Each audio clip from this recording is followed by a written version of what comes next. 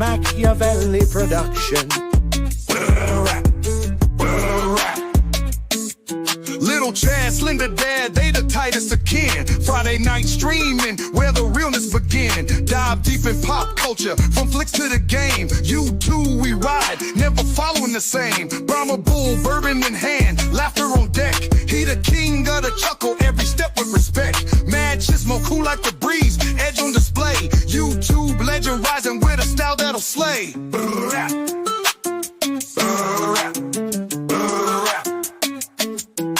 Ascending art, let's commence. Laughter and knowledge, ignorance will dispense. Pop some popcorn, settle down, show's about to start. Find a stream, you'll see on your screen, play your part.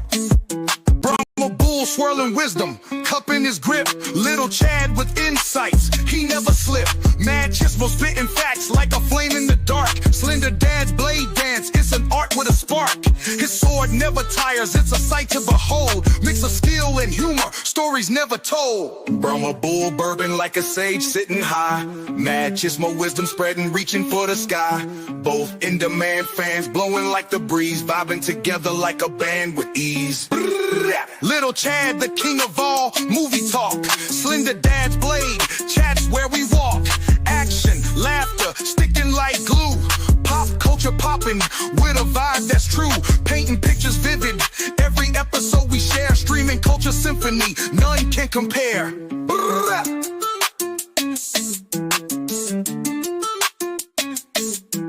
Ascending art, let's commence. Laughter and knowledge, ignorance will dispense. Pop some popcorn, settle down, show's about to start. Find a stream, you'll see on your screen, play your part. Oh, and there's a guy called Imp.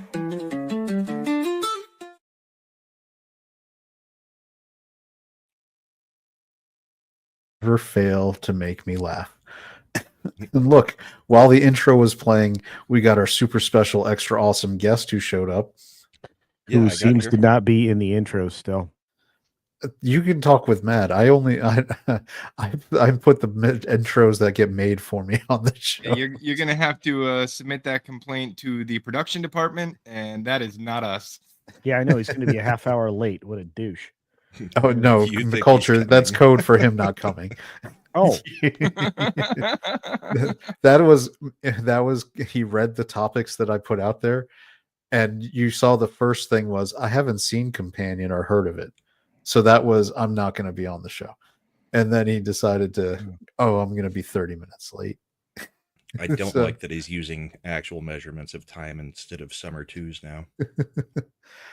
What? Okay, well. Oh, well, thanks for hanging out, Culture. You were on time. Yay. So good job. Thanks. We got, look at that. Bad Take Bojan beat Josh Hammond. This is a monumental thing. So the battle begins. How come there's never any chicks on this show? I mean, we've got Bride of Slender in the background sometimes yelling. My wife doesn't even care, so she's probably going watching something else. I was supposed to go to like a social thing tonight with the boss, and she's like, "Nah, you stay home." Okay. Did you pregame too much? I don't know. She's like, it's not that I'm ashamed of you, but I am. Stay home. Well, I gotta do it. Hold on. Don't say anything. Don't say anything. Stop pointing fingers. You're a problem. Yeah, it's true. I tend to not filter myself at events like that. So Culture would show up and be like, who else is throwing a party for everybody and prosecuting J6 getting their ass fired? This guy. I'm sure that would go over like a lead balloon. Actually, most of the people at that party be down for that. But no, good. It's just really weird. I just like, she's like, no, you don't have to come. Finish editing your video that you're gonna get scooped on. Yeah. No, thanks. Seriously, don't come. Yeah, the Trump clip. No, this is like, no, do not come. The Culture's like, I'm coming. Nah, I wouldn't do that to myself. All right, now we may not have him on the show, but we got him in the chat. We got Copied Kitty hanging out, as we said. Hey. The aforementioned Bad Take Bojan, Davina Duckworth, who's hanging out. I think I saw who else. I'm mad at myself. I should have edited this last night, and then I could have I could have been the guy. Eric Myers' culture has a filter. Yeah. I do. Oh, yeah. Look, shout out to the 2 new subs if they're here this week. I like that Eric tracks our sub count as much as we do. He's a constant. He might be the most social media promoting of our subs out of anybody. I gotta say, I think he is more invested in our show than we are. Eric's a great guy. He's been supporting me since I was doing my comic strip. It makes me wish I was better at this. Yeah, makes us want to do a better show. Smokey checking in all the way from New Zealand, about to watch the Avs through some Jack Sparrow sites. I'm sure. What? The Avs. He's an Avs fan like Brahma, who's distracted. Oh yeah, no, you can always tell that there's hockey on. Oh, there's Bride of Slender. She thinks that the chat is about 50-50. I gotta say, in our sphere of YouTube, that would be a record. Those are not rookie numbers. That would be like blowing up the spot. I think culture from the 5% most people have. Yeah, in our sphere, I think generally a high number is 10%. That's a huge number. Are you? If you can pull 10% female, so man, that's huge. Oh, I forgot to hit the thumbs up button. I just did. So did a lot of other people that are here. Come on, guys. Sweet. The show hasn't earned it from me yet. Okay. Well, we'll get there eventually. And if we don't, saw I just subbed this week. I don't know who the other one was. It's good. He's only been a guest for a couple of years. He thinks he can give us a sub at this point. Well, I think host a show with him after all. Too. I think I may be one of the longest term subs you've had. I know, culture. You're great. I used to send an audience over here. Yeah, I mean, you still do when you do your Friday show. That's true. Yeah, let me see what my analytics look like. Hang on. Look for Eric says, I sent a lot of X posts this week, and Ron Coleman technically reposted one, so I paid attention. Good job. Yeah, I know. I've been seeing that. Sometimes it feels like my X presence is merely just responding back and forth with people who are on the show anyway. So I know that me and Eric go back and forth a lot on the Twitter, because I did one this week, and I'll share it, that I thought was particularly funny. Hey, I have 13.5% ladies. That's actually because you actually have a legit size audience. That's pretty spectacular. Yeah. This was about the Disney. So I don't know if you saw this, Slender. They've officially repurposed the closed Disney Star Cruiser to being office space for Disney Imagineering. And so my tweet was, can you think of a better representation of Disney Imagineering in 2025 than a windowless concrete bunker? True. It's true. Because you remember, this one didn't even have real windows. They used LCD screens to make space vistas. So it is just a big concrete box. And so, man, that's a nice oldie but a goodie. We covered that one several years back about how big of a debacle that was. I know Culture did as well. Everybody did, because it was so bad. It's rare that I interact on X. Every once in a while, I'll jump in and chat on one tweet or another, or whatever they're called now. But I don't know. It's such a cesspool. I'm always worried. Like, do I really want to get involved in a conversation here where some rando can just run in and spout the dumbest thing I've ever heard? Yes. I don't. You can tell what I'm doing by my interactions on X. If I'm liking and reposting, that's just normal Brahma. If I'm quote posting and shit talking, that's late night. Had a little bit of bourbon Brahma. Ready to troll. Yeah. That's the thing, though. Remember, you don't see likes anymore. It doesn't, in the old days of X, Twitter before it was X, when you would like something, you would post to people's feed if they followed you that you liked something. Yeah. Now that's hidden. And I appreciate why they would have done that, to protect certain people, because the reeing people would always go to your likes to track if you like something, to try to cancel people. So Yeah, that's not why they did it. Well, have you ever gone to look at the list and see what list you've been put on? Yeah, I also don't care about that. That's fun. Yeah, first of all, I don't care what, people who are not my peers think. I care what my peers think. Nice. Now, Eric is saying that I maintain this would have worked with proper offerings. I'll die on this hill. He's talking about the Galactic Star Cruiser. Logistically, the entire idea of the Star Wars land, that comment works for. If they had done it right, it would have been a money printing press, which was to do it based on the original trilogy. Do like an Endor section, a Tatooine section, and maybe a Hoth thing. I still maintain, and I think I've told Culture this, that what they should have done is taken existing ride technology and the same stuff they did with Avatar and Soren and made the Death Star trench run, and that would have been probably one of the best received rides they could have put in. Here's the irony of it all. You ready? So the ride system that's used for Avatar, strangely enough, is called Pandora's Box. And that ride technology was supposed to be a multi-level simulator that was on seats like Soren or in boxes, right? Not on these weird Tron cycle things. But because that's what those are. Those are just repurposed Tron cycle, Tron coaster bodies. Anyway, so with all that being true, originally the Pandora's Box system moved. It actually moved in 3 dimensions.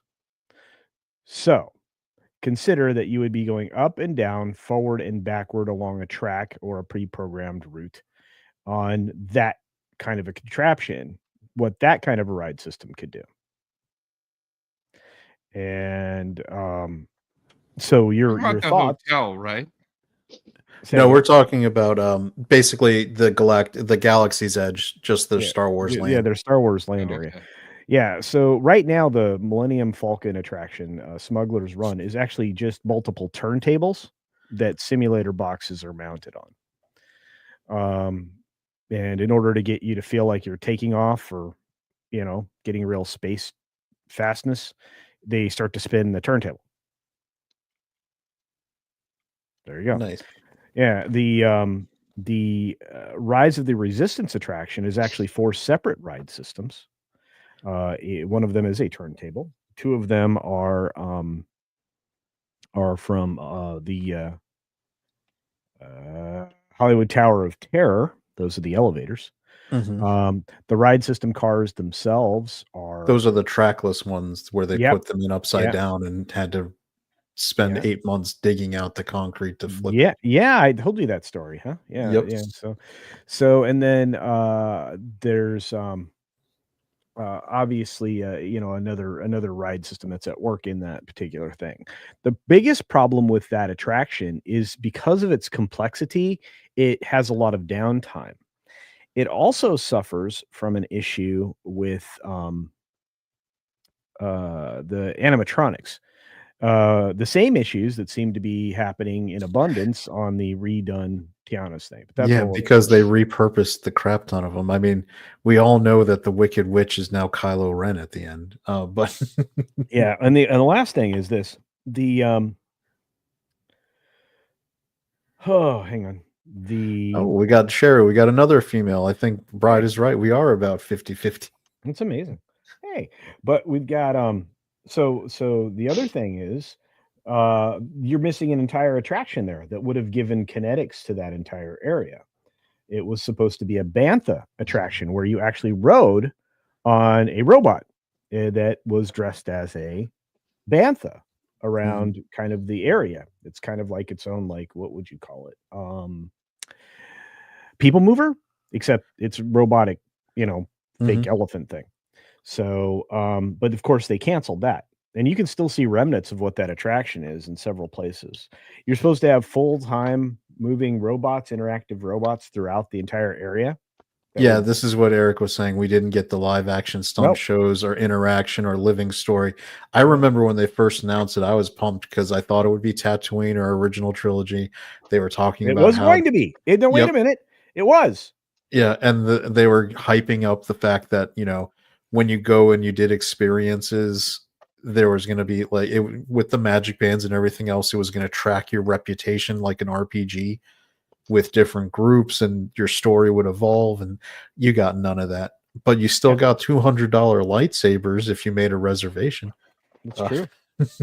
So that now speaking, this is actually a good segue into Writing the movie I robots. saw. Yeah, Companion, which I saw last night. It was by the same people who did Barbarian.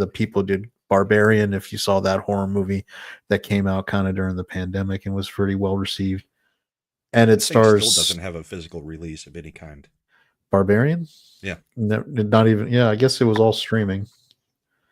Yeah, I mean, I saw it that way. I didn't even think about it because they were still doing physical. It was Black Phone that came out around that time that actually got a physical release I to loved theaters. that. It was good. And that's why it's getting a sequel. I think Barbarian is 2, but I know Black Phone's coming out. But this movie was pretty interesting. Sophie Thatcher is the new like kind of it girl that they're putting in stuff. She was one of the girls from Heretic. If you watched it, Brahma, she was one of the missionary women. yeah. And she's actually pretty solid. I give her credit because she's got, when you're playing a companion robot, you've got to go a lot of different, directions with your acting. I still would say, I mean, the movie was okay, pretty solid. I don't like Jack Quaid the much. He's from, his big claim to fame is The Boys, where he's Huey. Yeah, he's kind of a boring actor. I did think he was actually well cast in this one because he's supposed to be like a whiny bitch boy who bought a companion robot, like because he couldn't handle ever getting a regular woman. So to answer your question, Eric, is it a horror movie? Not really. Thriller. It's more, it's Ooh, more I of like a that song. Michael Jackson was awesome. This is one of my favorite music videos. Incorrect. Thrillers? Horrible artist, horrible thriller. Thriller, yeah. It's more in line with like a thriller slasher.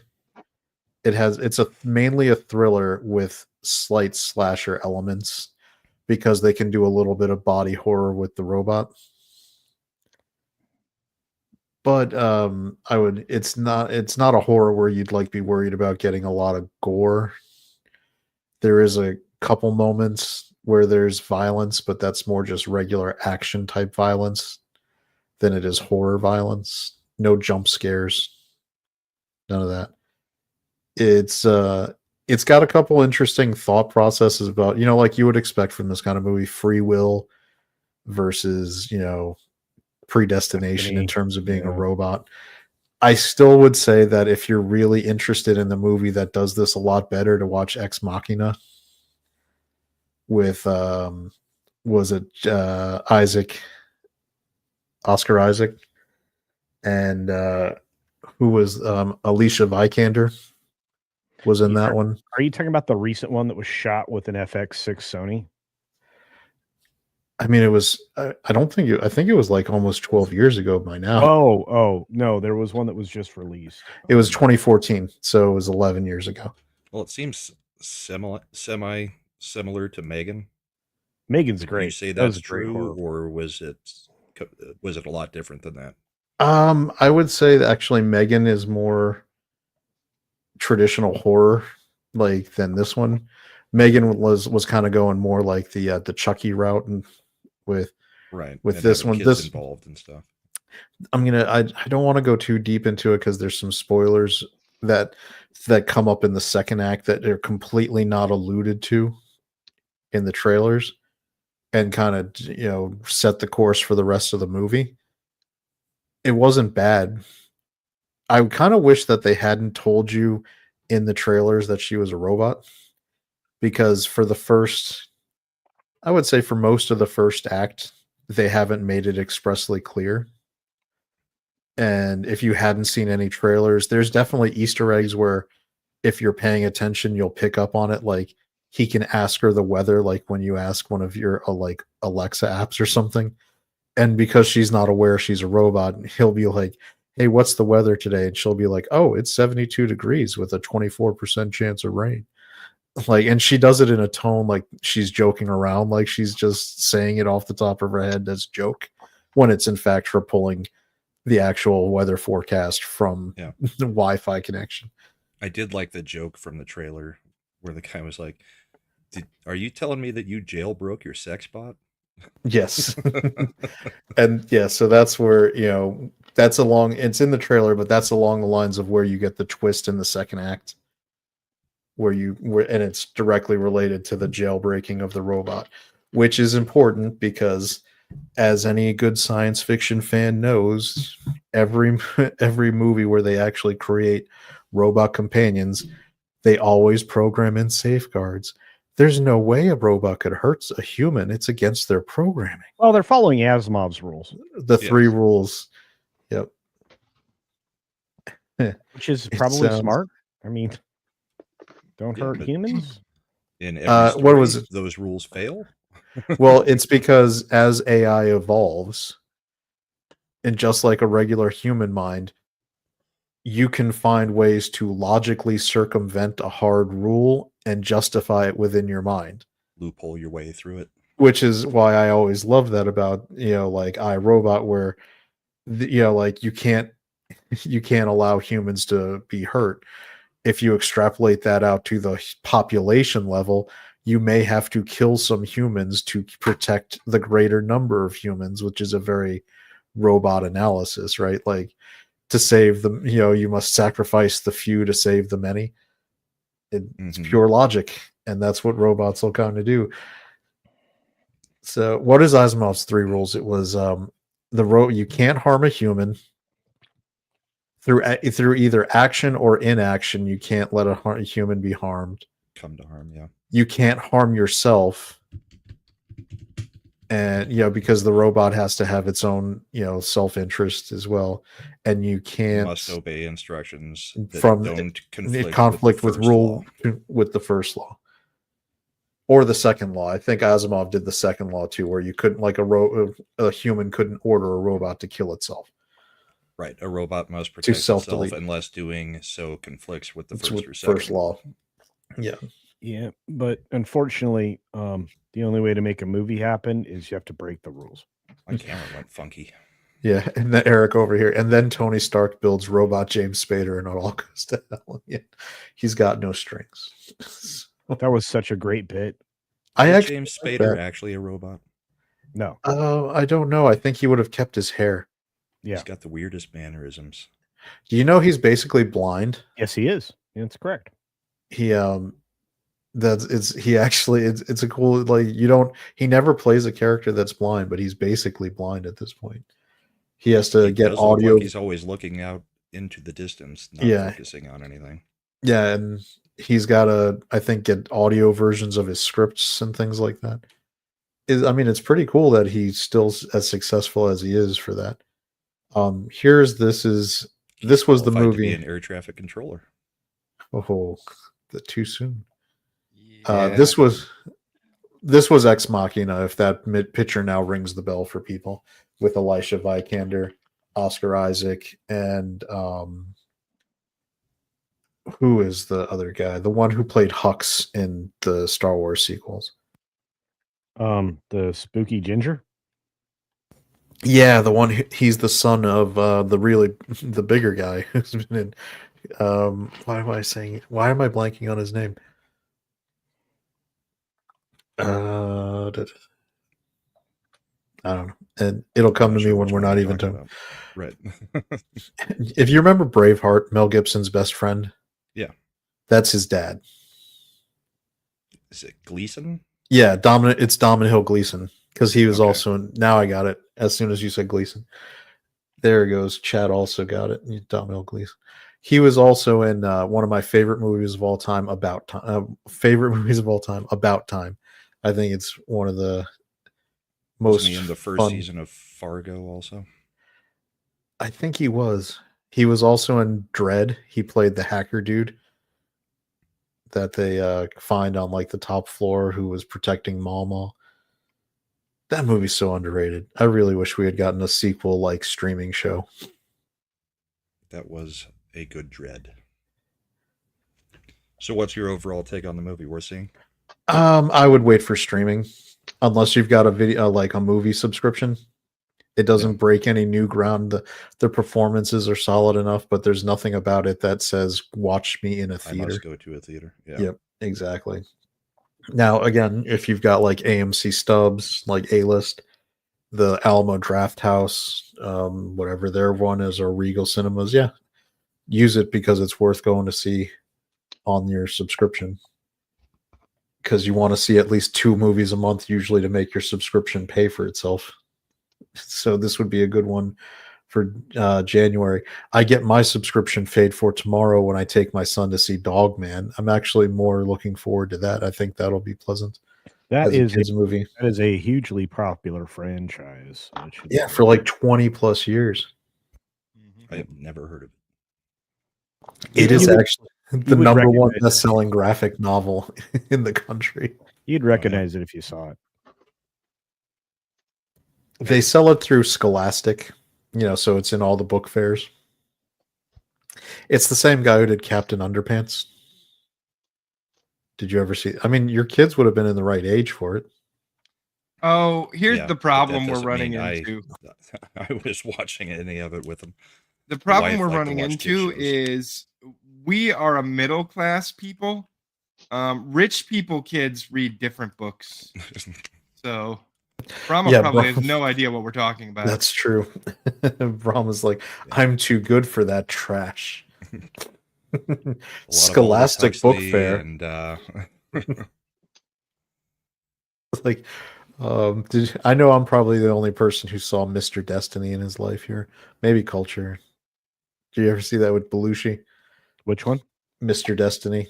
Yes. Great movie. But it's the premise is that Belushi, the one who survived, gets to do a do-over back to like when he was in high school. He struck out at the state championship in baseball with like the bases loaded in the 9th. And so Michael Caine, as the agent of destiny, basically gives him a do-over where he hits a home run. And so that change in his life like completely changes the outcome. He ends up marrying the homecoming queen, becoming like and her dad owned the local factory. So he's now like the vice president in charge of the factory. And he's rich. He goes from being like a middle-class schmo to like living as a rich guy. And so he wakes up in the morning, they bring him breakfast at the big table. The butler serves him espresso. And he drinks the espresso and he's like, oh my God, this thing is crazy. Like, because and he looks over and he's got 2 kids who are like 9 and 11. And they're drinking it too, and they're having no reaction. He's like, what's wrong with you kids? And he's like, we have it every day, Father. And it's like, oh, these rich kids, they're on a whole different level, man. I mean, the first part of the movie sounds like the baseball version of did you guys ever see The Best of Times? Yes, of course, with Robin Williams and Kurt Russell.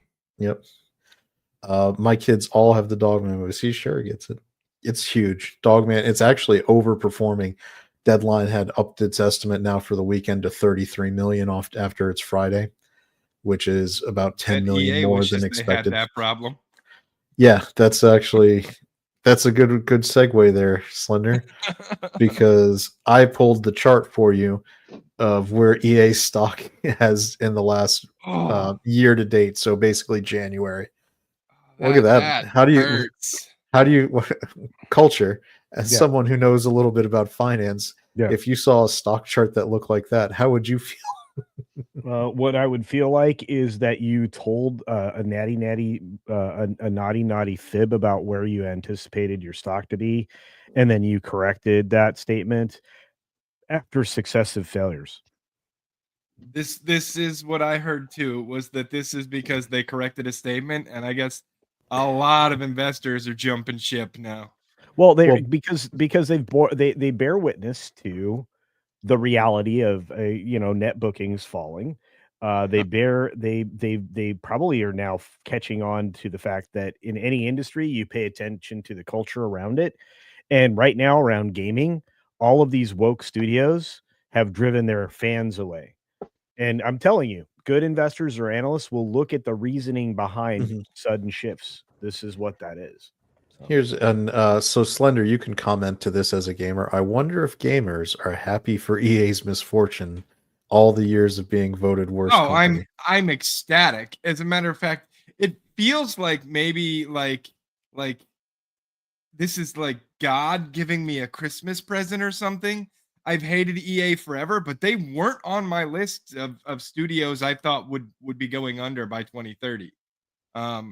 I haven't changed that estimate yet, but this is a big hit.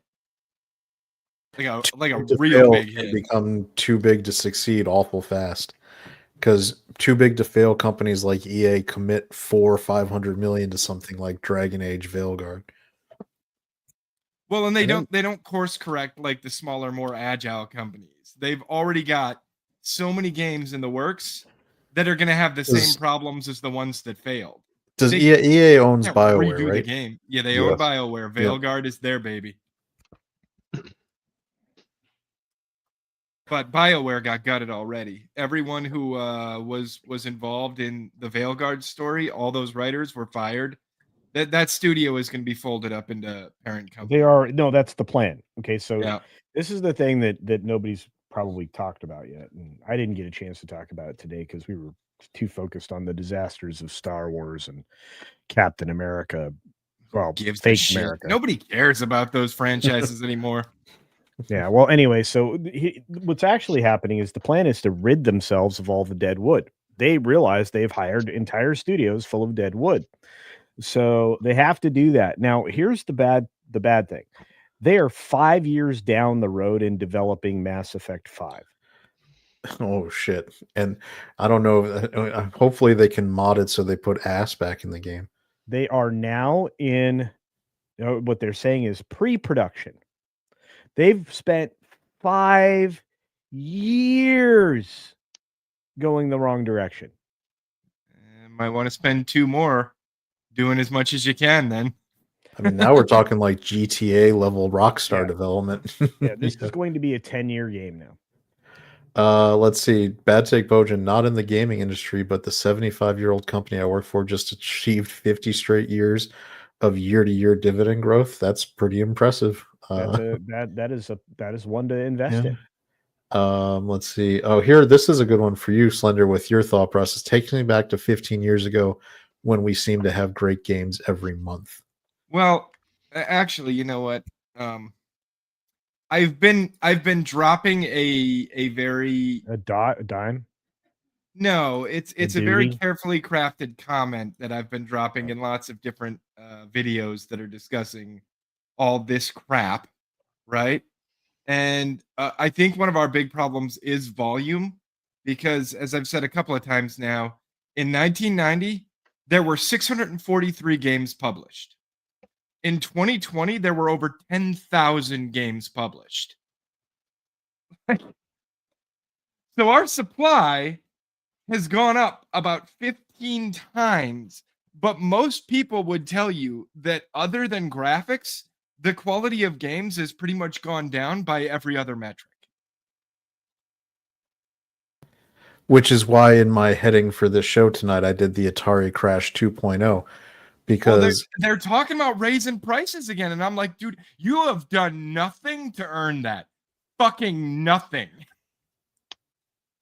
Well, what I was going to say, if you remember, if you're old enough to remember what happened with Atari, is the same thing. They started producing more and more games, and the quality became less and less, and it flooded the market, and people became so dissatisfied. Well, and it became less about the game itself and more about whatever name we could slap on the cover. Just put ET on it. They'll buy it. That's what I was going to say. Nintendo seal of approval ended up coming. Yeah, there was no quality control. That was the problem. There was no license or anything. Anybody could make an Atari game. They knew how to code it. Yeah, well. Purina Dog Food had an Atari game. Well, this is where Davina over here, Assassin's Creed Shadow, will be buried under the ET cartridges in the desert, but they don't produce They can't physical find media. them. Here's the funny thing too. You remember Also, when Imp, I know you say that like it's a terrible thing, but you know, the Colonel Sanders romantic novel with the sweet anime, that was pretty good. That was a pretty good little game. The Yonoid game. Yonoid was was a good pretty one. good. The 7-Up spot, that was a 7-Up good game. spot. Yeah. all right, so what I was going to say is they remember when they made the switch initially from physical media to digital, they were like, "Oh, we're going to be able to charge less because we don't have to print the physical games," and they keep Yeah, that charging. never happened. Yeah, that never happened, and it makes me think of in stores where you get the self checkout, and Right. now they're going to start, and they're thank God they're not doing it around where I live yet, but I know they're testing in certain test market cities a fee for using self checkout. Right. We're already doing their job for them.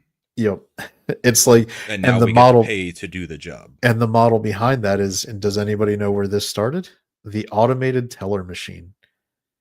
Because at first they introduced the machine to be like, look, it's a way to save time, because instead of going into the bank and using a teller, you can just go to the machine and you can get your money out without having to deal with people. And then they get you hooked on using it. They downsize their employee number because of that, and then they turn around and slap a fee on it for using it. If you're not using an in-network machine. Well, no, now they'll even even charge you. It's a horrible mind virus that has infected all of corporate America. But the goal is no longer, hey, we want to make more money, so how can we offer more to our customers? The goal is always reduce cost, raise price. Reduce cost, raise price. How do we raise the price? Well, we fractionate our service out into 17 different services. And instead of charging $100 for the whole package, we charge $20 a service. That means, since there's 17 different services now, we can charge people, what, like $400 for all the shit. It's ridiculous. And this is the same thing. And EA was guilty of this in the gaming sphere. EA was one of the first firms, I think, that did microtransactions and we need to in-game stores. Yeah, we need to get Matt in here for this, because he is part of the problem, because he buys freaking Madden every freaking year. We have thoroughly chided him for that. And we've got got another for their Slender is mocked. Evening. We've got another panelist, A70s. Hello. Just to put a bow on that too. Something I noticed about a year ago now. Does anyone else have antivirus software? I do. No, I kind of gave up on it because I'll just use the built-in Windows one. Windows Defender one, because I noticed that none of all the antivirus stuff seemed to do was slow down my system, and it never really did anything. So they're resource hungry as fuck. You're right. I just use the combination of a VPN, ad blocker, and Windows Defender, and it seems just as effective. Okay, but you've gotten way deeper on it than I did. Have you had antivirus software? The answer yes. I had it in the past. Did you know that now, if you get antivirus software, the stuff that antivirus software did 10 years ago, it no longer does. It will tell you about how it could do it if you want to pay another $4.99 a month for that service. And then it will remind you the next day, oh, by the way, we found tracking bugs in your system. Your information is exposed on the dark web. We could clean that up for you, but that's not part of the service you bought from us earlier, or the one that you started paying for yesterday. That's another service that costs $7.99 a month.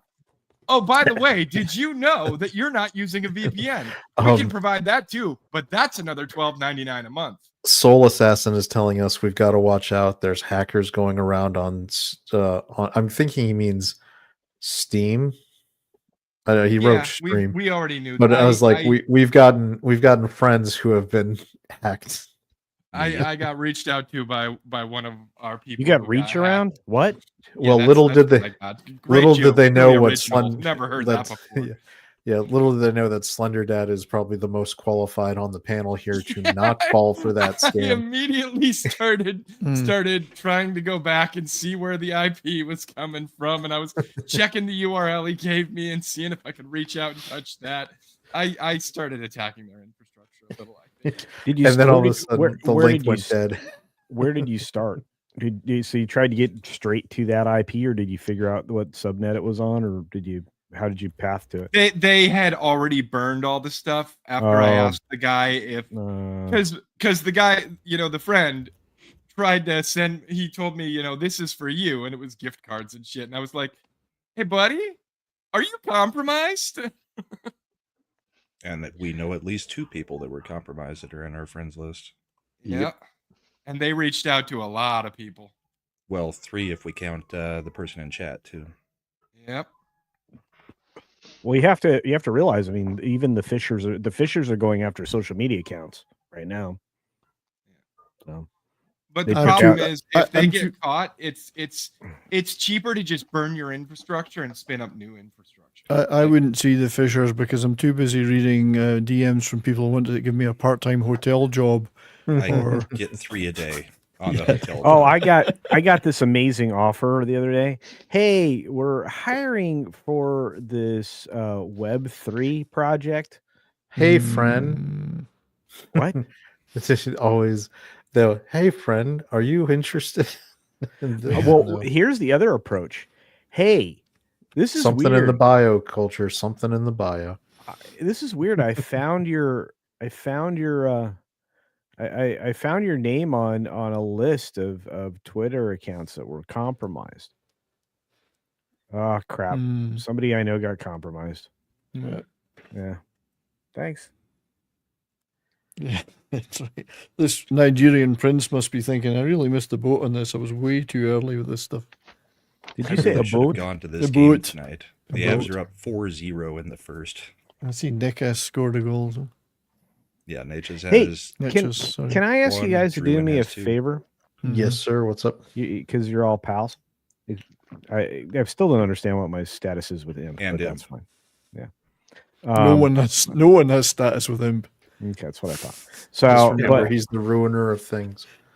okay, well, my channel is like literally creeping on 30K. Like I'm like a You want me We're to supposed sub? to feel sorry for you. no. Our channel is creeping on 314. I'm trying to get to 1900. I know, Sub I know. culture, Okay. I know. I'm trying to get demonetized. Come on. Oh wait, I misspoke. We're creeping on 313. I mean, if we talk about my baby, I'm hoping for triple digits one day. I'm about Anyway, Oh, that's 25% Ascendant of the Arcade. way Yeah. there. You were saying culture. Yeah. Go ahead, Wow. culture. Almost Okay, at 30. this is I almost got there. Could you guys like help in on the socials, like just like retweet some videos or promote the channel or something? Yeah, Okay, I'll thanks. do I whatever. don't I really mean, promote things. Can you say interesting things? I'll retweet stuff and I'll put hearts on it. That's what I'll do. I lost interest when you started a channel called That Gay Place. Oh. Oh I wait, thought that's when you now took you interest. have my attention. What are we talking about? Are you That's channeling where I your learn inner all man all my- of a sudden there, Slender? I learned everything about Somebody's gaming. got to gaming represent from while that he's channel. not here. Fair. It is a good Need the channel. Navy boy to do it. All right. See, when you start a new channel like that, you start from 0 subscribers, yeah, even though it's like underneath your main channel. Yeah. Yeah. Okay. Starting a gaming channel is a completely separate channel, even if it's under your main Right. channel I see. or under the same login. Anyway, I'll do my very best for you, culture, because you've been very good to me. Okay. Well, Yeah, anyway, I don't I'll mean see to if- inconvenience if you're anybody helpful. else, but thanks. If Um, I happen to see it, I'll repost it. Okay, thank you. Yeah, so I The thing is, I don't really engage with X all that often. Like aside Fantastic. from the direct messaging, I don't do much on X. I Perfect. don't know. I'm not a social. He's in media DM guy. groups with women with OnlyFans pages. What? Those aren't DM groups. Those are their official Discord. That's- Culture has started a group called Thoughts and Prayers, except it's spelled THOT. That would be funny. Oh my god, that's actually a brilliant name for a channel. I shouldn't use that. That's what you know what? I haven't quite yet launched the reaction channel that I'm putting together, but I think that's what it's going to be called. Use the name. That's great. I mean, I like thoughts and prayers. I would like to see somebody use it and make some money off of it. I think we all need to do reaction videos to Culture's reaction channel. Oh, dude, yes. Live in the meme. That would be good. Yeah. I need some kind of a button where I can just immediately disable Chad's microphone. He's got this real problem where he spits out gold and then immediately tells somebody else they can have it. I do. Like, well, I actually. This is why we're not monetized. Wait, listen to me. Jones. Oh, we get to hang out with cool people, and that's all we care about. How about we all go in on a channel together, and we call it that. Thoughts and prayers, yeah. Yeah, because I promise you, I will make that thing get monetized in a month. Okay. I'm fine with you doing the work to get that done. No. You will have to react to things. I will send you things to flip out about. Or I mean, well, you know me. Yeah, I'm not known for Chad is flipping out right now. I think Copy Kitty might still be laughing from when they thought I was flipping out at Risk. I like Eric Myers' suggestion about hot girls reading the Bible, but I'm not sure Razorfist and Melanie Mac would be able to support them. Oh, well, Chad, I please take this as a compliment. Sure. I have never known you to ever sound excited about anything. I have not. I mean, occasionally I can get a little heated. That's why I'm his co-host. I was going to say you're a bit, as my mother would probably say, sedate. Oh yeah. I think I'm nearing 20 years of marriage and 20, not even going to give how many years with my wife. And I think I've raised my voice once in that time. And nobody noticed. No, it scared the ever-loving shit out of her because I was really mad about one thing one time. And I actually emoted angrily, loudly. And I think she was worried I was gonna snap. Oh, did you tell her, why would I want to do the dishes? By the way, man, I've reached a phase in my adult life. I was so excited to get a new dishwasher the other day. It was like the highlight of my year. Yeah, we got a pretty nice Saturday planned. Gonna hit up and go to the maybe hit the Olive Garden. It's like, you're sitting there at the Olive Garden, you're wondering what color are the waitress wearing? Odds are it's basic black. But wait, I thought this was a safe space. All right, what is it? Based on the outrage over Natalie Winter's sweater emote. There's already a channel called Thoughts and Prayers. Oh, damn it. Yeah. But it's thoughts in, just letter in, prayers. There's not a thoughts and prayers. New dishwasher, what's your name? After 20 years of marriage. That reminds me of an old joke about taking your meat out of the fridge, but I won't go any further. It's a funny joke because it makes you think when you've been married that long. And you want, if you're like me and you enjoy anime, which is, anime is good stuff to watch. And there's a quite frequent trend in anime of a male lead ending up with what's called a harem in anime. Yeah. And you're just, as an adult male, who's been married this long, you're like, God, it would be so much work to have more than one woman that you have to deal with. I would not want that. How do you split up the chores? Oh, Brahma, that's not how it would work. No, but you appoint one as the leader of the harem, and they have to deal with all the administrative issues. 70s is like, look here, you're my bottom bitch. You're in charge of every other bitch. Yeah. It's like the video that Yellow Flash uses for the intro with the guy. He's like, this is my wife. My wife wanted to spend more time with her friend. This is her friend. She's now my second wife. That's right. That bit in Yellow Flash's introduction is the best. I love that. I because the guy's also and the other wife tries to song. He's like, shut it. I actually have that entire intro video, at least up until the latest revision. With the Trump song. Yeah.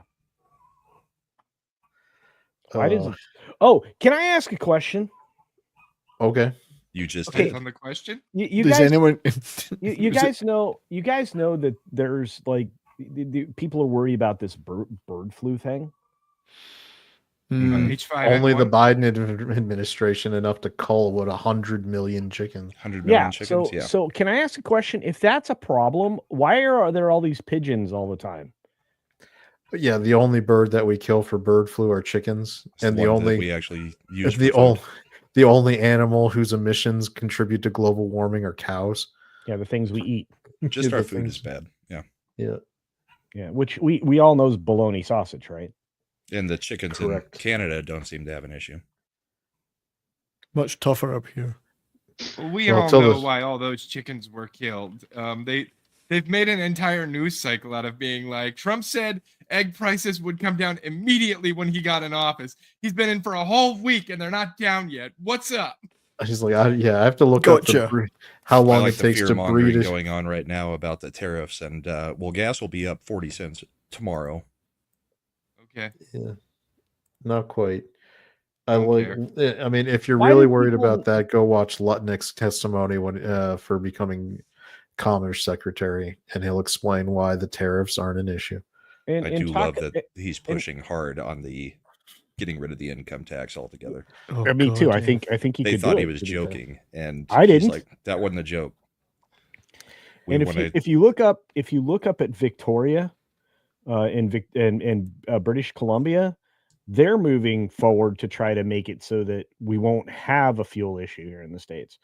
So, which I have to tell you, I'm surprised by, but I want as many pipelines as we can get. It's not just a matter of the oil, though. We also need probably 4 or 5 more refineries since we haven't built one since the 70s. And do you know? And do you know why that is? Because the environmental EPA. assholes. Democrats. And do you know who we just dealt a serious blow? The EPA. I mean, do you think we're I gonna have know. Look, we all know that Democrats don't mind getting blown, so we've got to make sure that we do more damage than that. I think so. Oh, did you see that everybody kept retweeting? All the super lefties were retweeting the image where they are repainting the gray wall gray after they put a coat of white paint on it and put all this diversity crap on the And wall. the guy was doing it in a Yeah. W pattern. I actually have it saved for Brahma and Yeah, I I's saw that. Sunday show. Ah, cool. Let's see. Okay, so chickens have a 6-month incubation and start to lay eggs about 3 to 4 months after birth. So yeah, probably about June, July, because Trump has ordered them to stop killing chickens. We'll probably be at a point where we can get enough supply to really impact demand. Yeah, well, I'm gonna go back to backyard chicken time. So there you go. Yeah, And maybe peanut butter jelly time. You don't know. peanut butter jelly time. All right, Baseball so bat? here's this is going to be just an interesting segue time killer for a moment. I had found this chart. This is somebody took the time, and I don't know if you've seen it before. This is a chart of the episode ratings from IMDb on The Simpsons, laid out by season. which says we're all about correct when we said right after about season 10 is where it started downhill. Mm-hmm. Yep. No, but see, that's the thing. Even if you look at that, after season 10, yeah, it gets a little, it definitely starts going downhill, but it's by season 15. You go from having maybe 2 or 3 like really badly rated episodes to most of the season just being trash. How is this show still on? Like, God knows. like It's how just is it? become a habit for some. Well, and and a lot of now people Fox. just watch it. and now the answer is Disney. Yeah. By the way, is it in a like 1 or 2 more years that they're going to pull it from Universal because Disney has the rights? Sooner. I just hope they bring Back to the Future back. No, that whole area is going to be gutted and redeveloped.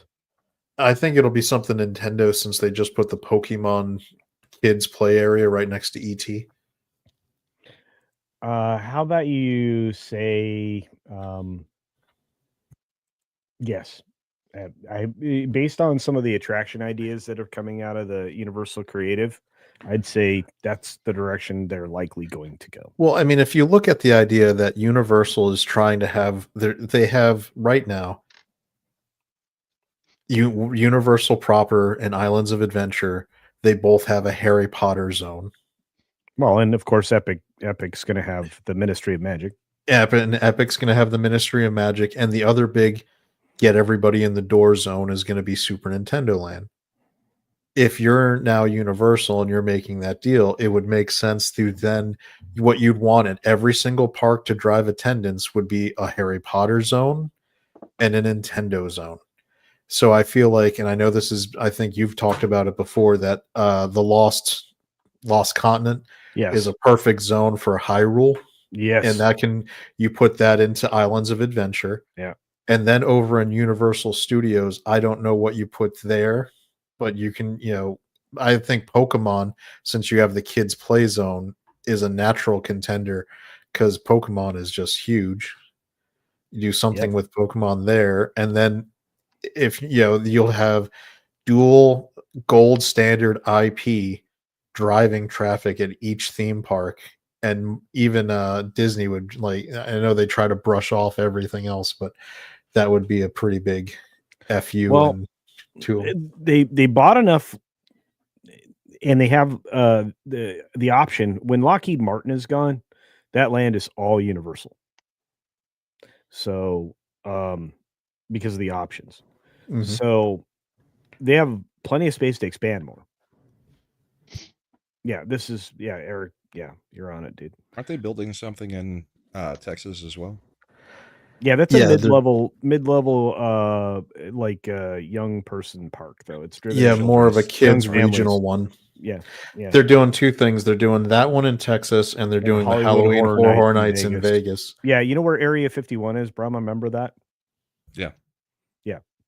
So it's right by there, if not there. So.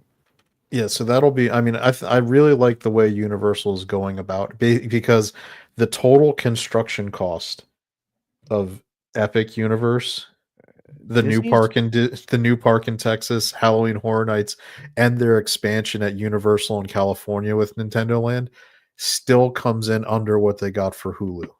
And Disney is kicking themselves for not building that Texas park way back when. They're probably also kicking Virginia, the not building here, right next to where I lived.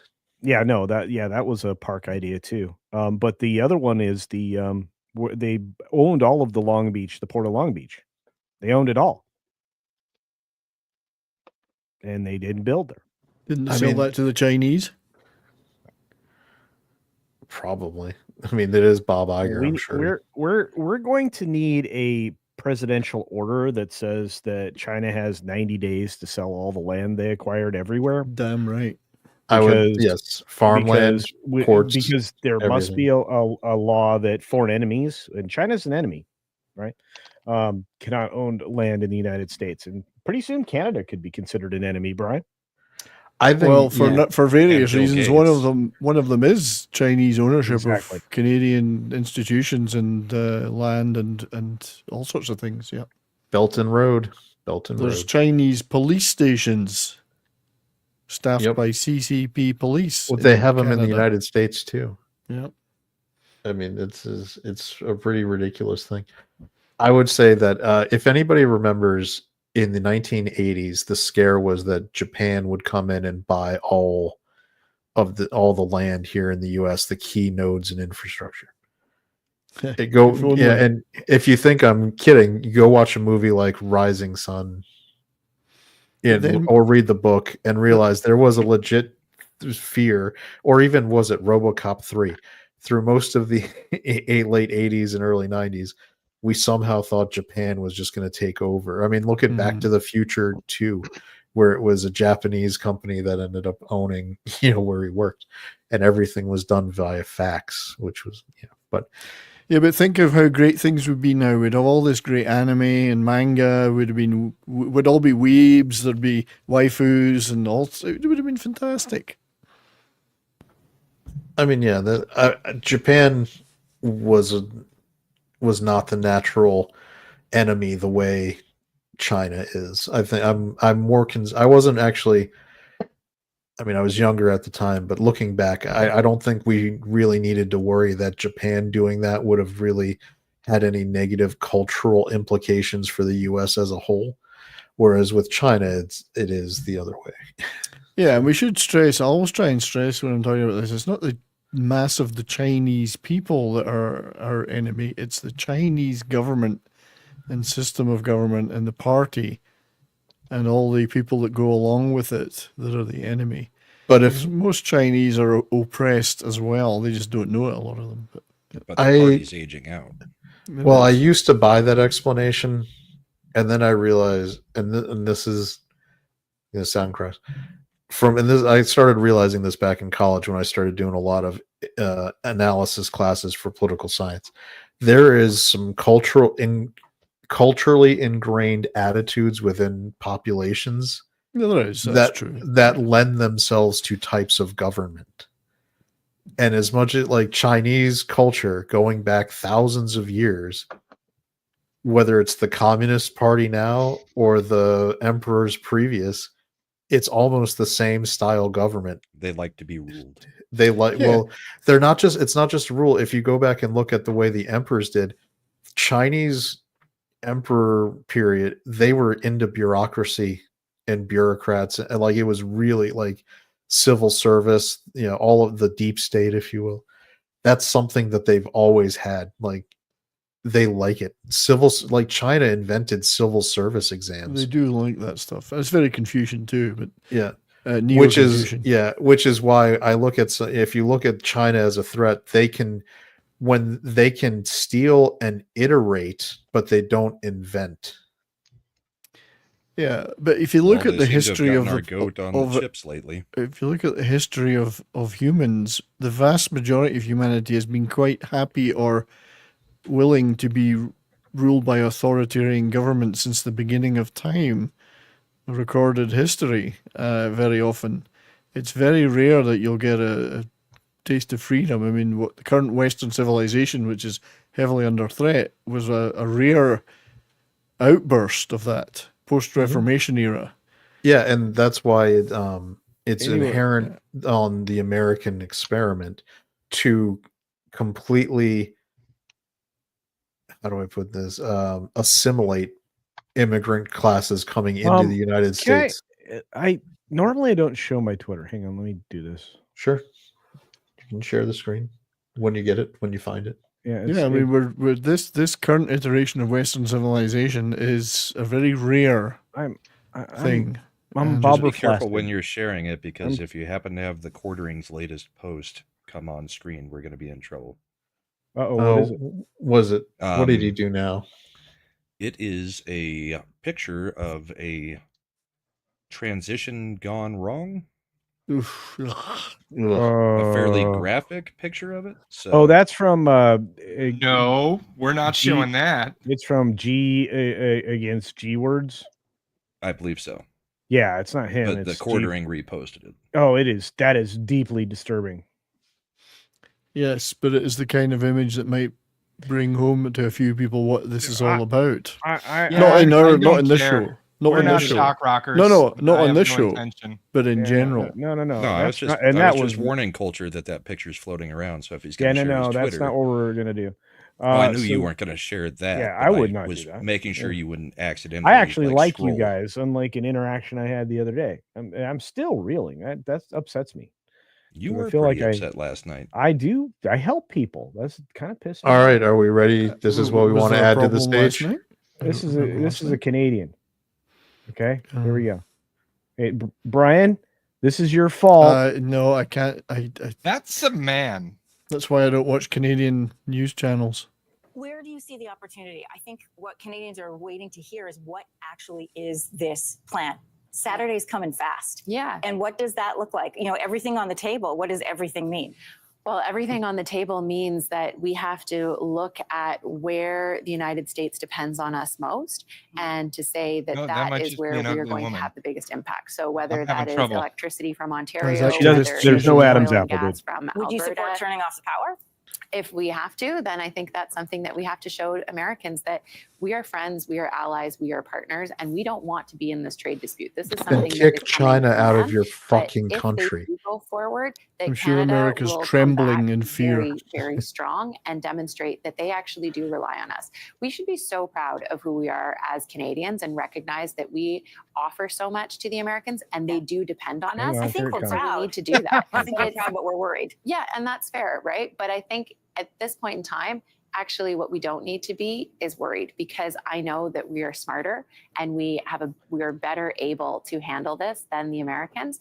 And I'm at the smarter. Same time, what we I'm also liked, need to do and is doggone make it, sure people that like we it. are Like protecting me. Canadian jobs Trudeau and grew, businesses when did that Trudeau are grow his hair really- long like that this? when we eventually win this trade dispute, which we will, You know, because we are smarter and we are better you- able and oh better my God. capable to do this, that we have the jobs and the businesses to This come is a back to. person that's never encountered real life in Okay. her entire life. Trump Allow me to explain something. Trump You nuked just Christina said- Friedland from orbit the last She time moved- they did a You trade just said negotiation. publicly on television that you will win this because you are smarter. Smarter. Yes. Let's Well, allow that you are. You still just said that shit out loud, so out of spite, we will make sure you lose this. But I'm Even willing- if we all have to lose, you're gonna fucking lose. But like every other Liberal candidate for a prime minister there, and everybody in the Liberal cabinet now, they have exactly the same views, they have exactly the same background, exactly the same lack of life experience. They've gone from Canadian University, usually McGill, to Liberal Party activist to politician. And they've got Yeah. nothing I'm else. They smarter have than no you. clue. Because Like my listening to professor at Jessica university told Hmm. me how smart I was when I was sucking his dick for a better grade. And trust me, I know I'm smart. True. I think a lot of Canadians can't stand these people. Trust me. Oh, we know, and that's the other thing. And what the fuck is this red flower bullshit on your thing? Is that because you're now socialist? What the fuck is that thing? Who, her? No, all you stupid. Well, not you. All the fucking stupid lefty, whatever you call your liberals, are wearing this like red crochet flower petal thing with a black thing inside of it. What the fuck is that? When are they wearing that? It's like not a now, poppy, like is it? every fucking time. Well, I the see it. poppies are for remembrance and Oh. Remembrance Day. The So poppy you guys just thing. wear that shit year round? No, I don't. and No, I'm typically Usually. the leftists don't wear them at all. no, they typically hate them, but they wear. It's worn in November. Oh, all right. Well, for Remembrance whatever Day. reason, all the pictures I've seen lately of Canadians. I mean, there may be something else going on in culture. Trust me, I don't watch or consume Canadian media. I barely consume any mainstream media, but Canadian media the least. but I might be missing something. And okay. Well, what is yeah. the? Hang on. I need to look things up. Okay. What Yeah, In find that it for me. video I that just you can't pointed out. stand people of- who grossly overestimate their own intelligence. Here you go, Eric. Red poppy is a World War One remembrance. Yeah, Yeah, there's I know nothing what wrong with poppies poppy. for. I know, but Thank culture you. might want to walk back Yeah. his like, what is that piece of shit thing? that Oh they- no! It's just I was seeing that. I was like, well, nobody here in the states knows what the fuck that is. I Because it's suspect, Canadian. though, You know, I if live the- in the States, right? If Me these too. people were wearing the poppy for some other political reason other than its intended reason, which is to Okay. I- commemorate war Canadian. fallen, I would be upset. I would be very upset. Canadians, my friends, please understand this. You are my brethren, and I love you very much. Despite some of your leadership, especially this, Trudeau says I'm resigning in 11 months or whatever the fuck he said. I'm like, yeah, that's not fucking resigning. We don't understand. First of all, you guys' government's fucking weird. This parliament bullshit. You don't like elect your leaders like other people elect your leaders. I mean, okay, they're well, like, okay, so they but this is are the a co- British It's the Commonwealth. abuse of the parliamentary system. They're abusing that system, and it's been done in Britain and other countries. Instead of calling an election, oh, that's what's happening right now in the UK. instead of calling an election, Yeah. because their government has lost the support of the vast majority of the people, they pull some party bullshit and say, "Oh, we're just changing our party leader." Oh, look, they're the new prime minister too. Isn't that weird? Everyone's screaming for an election, so that's why Trudeau closed the parliament and basically said, "You can all piss off. this is just a Liberal Basically Party resigned thing. and gave himself 90 days to and allowed his have any party to worries. say, we're not going to call an election because everyone hates us. We're Right, just going to appoint a new leader. I It's bullshit. It's all bullshit. I feel you. Okay, so here I would like somebody to tell Miss Gould, who is the idiot person speaking in that video, that they have that Canada has just a little over 3 trillion in GDP. The USA alone is 9 That's why we run our deficit every year. Yeah. The USA is our 9 interest rate. times that at But 27 3 trillion? Those are rookie numbers. Yeah, but you guys we've got a huge deficit too. I mean, I know you guys are worried about your deficit, and rightly. We've got an even bigger one per our GDP. Really? Yeah, Trudeau has burnt through. When he came into power, there was a budget surplus in Canada. He has burnt through trillions of dollars. Well, that's because he's so smart. He's way with smarter than nothing us. to By show the way, for can it. we take a moment to appreciate that Trump actually called out that Trudeau was the illegitimate child of Fidel Castro, like in official proceedings when he was talking about meeting with Trudeau. He's like, Trudeau, who looks a lot like his dad, the real I'm one. not sure how this woman thinks that the Canadian economy is strong enough to suffer a trade war with America, because we have no economy. It has been destroyed. Utterly destroyed in the last 8 years. Decimated. And what does Canada supply to America that we can't get anywhere else? Hold on, Eric Meyer says we're not that gonna have Canadian maple hockey syrup. players. That's You can even do your own maple syrup. I know. Yeah, Vermont maple syrup. Yeah, I exactly. mean, they do supply some gas and some natural gas. Yeah, but it's only not something we because can't get somewhere I else. think we can leave Canada get high on their own supply for the time being. But we don't even use all our own gas and oil for ourselves because of Trudeau. It's the same scenario as in America. They have to Domestic wait. energy production was shut down to destroy the energy industry. There's still Brahma, you got to remember that up in Canada right now, they can't actually use the oil until they finish doing the land acknowledgement. And It takes forever. And that takes like 4 days. Every day at work love is an extra hour. Every Winnipeg Jets game opens before the anthems with a Indian guy Indigenous up on the screen as they, then do a vow and a thank you for, allowing us to have your land, that kind of crap. And then they bring him on. Yeah. You didn't allow us to have your land. We took it. That's that's how I want a new land acknowledgement where we cut to like some dude looking like a like colonial American. Like, we acknowledge that we took this effing land because we wanted it and we got it, and now we live here and kick ass. Go America. Can we start we making took a them portion of it. The acknowledge rest of it we paid for. Can we start making them acknowledge our benevolence and allowing them to continue to live on our land? I know. I mean, we've got that. Most native populations, after being conquered, end up not existing anymore. Yeah. I do want to say that Canada should be like acknowledging the United States for allowing you to not be a state yet. Canada could be and should be one of the richest countries in the world. It used to be for a while. It's got tons of oil, gas, forests, rare lakes, earth minerals, tons of mining and minerals. This current government closed it all down. We know we're actually looking at you thinking, hey, you got some good stuff. Yeah. Trump's over here like, I'm going to get the North American bonus. I'm going to get Greenland. I'm going to get Canada. I'm going to get all the rare earth minerals and Arctic oil.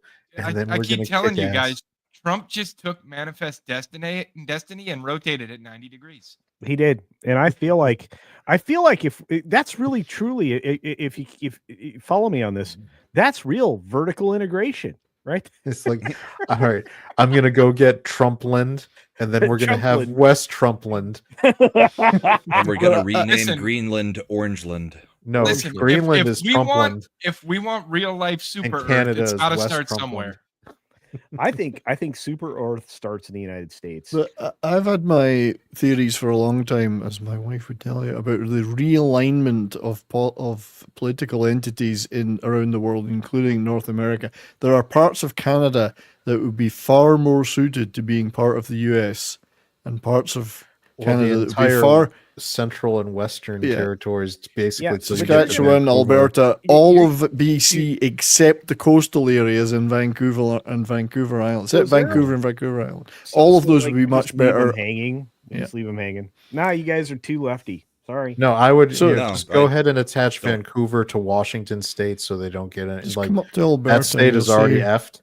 And then Alberta we get new conservative states. Just don't make any of it states. Make it territories and don't give them any any but senators, any congressmen. But look territories. At certain parts of the US. Look at certain parts of the USA, like California, that's now trying to secede. You're going to see people. You can't live with people who don't share the same fundamental values as you. And if you see the crazies in the left coast, they don't share normal. Well, there's nothing you can agree on with them anymore. You used to be able to agree with them on some things, not anymore. So I'm not saying when can I introduce an idea? Yeah. Why don't we let all the red counties in California that want to leave? Because let me tell you, California's whole industry is not in the cities anymore. They've chased away all the businesses. So if you want the lefties, what you do is you just leave. You just let everybody on the coast be the coast. You guys are the state of California now. And I think Eric might have a point. Tom Homan might solve the California problem on his own. He actually is, and that is going to be an issue that gets resolved. It'll bring back red voters. There was I forget. I was watching. There's someone went on, right in San Diego, where basically the border goes right at the beach. And he went there, and they showed footage of what it looked like under Biden, where people were just constantly going across because jumping off the boats, running in. No, the wall goes like 30 feet into the water, and then you can go around it. Yeah. But now there's like 20 people, and they're all just sitting on the other side, in the Mexican side. And he was interviewing, and he's like, "Are you going to go over?" They're like, "No, we're not going." Basically now. not. Basically not. It was like nothing changed about except they're like, why not? And he's like, and they point, and there's now the border patrol people are just sitting there in their trucks waiting to they're super there's no excited. Catch and release. It's like Brahma was saying, it's the meme where they're just rubbing their hands behind the tree. The border patrol are like, "Come at us, bro. We finally get to arrest you."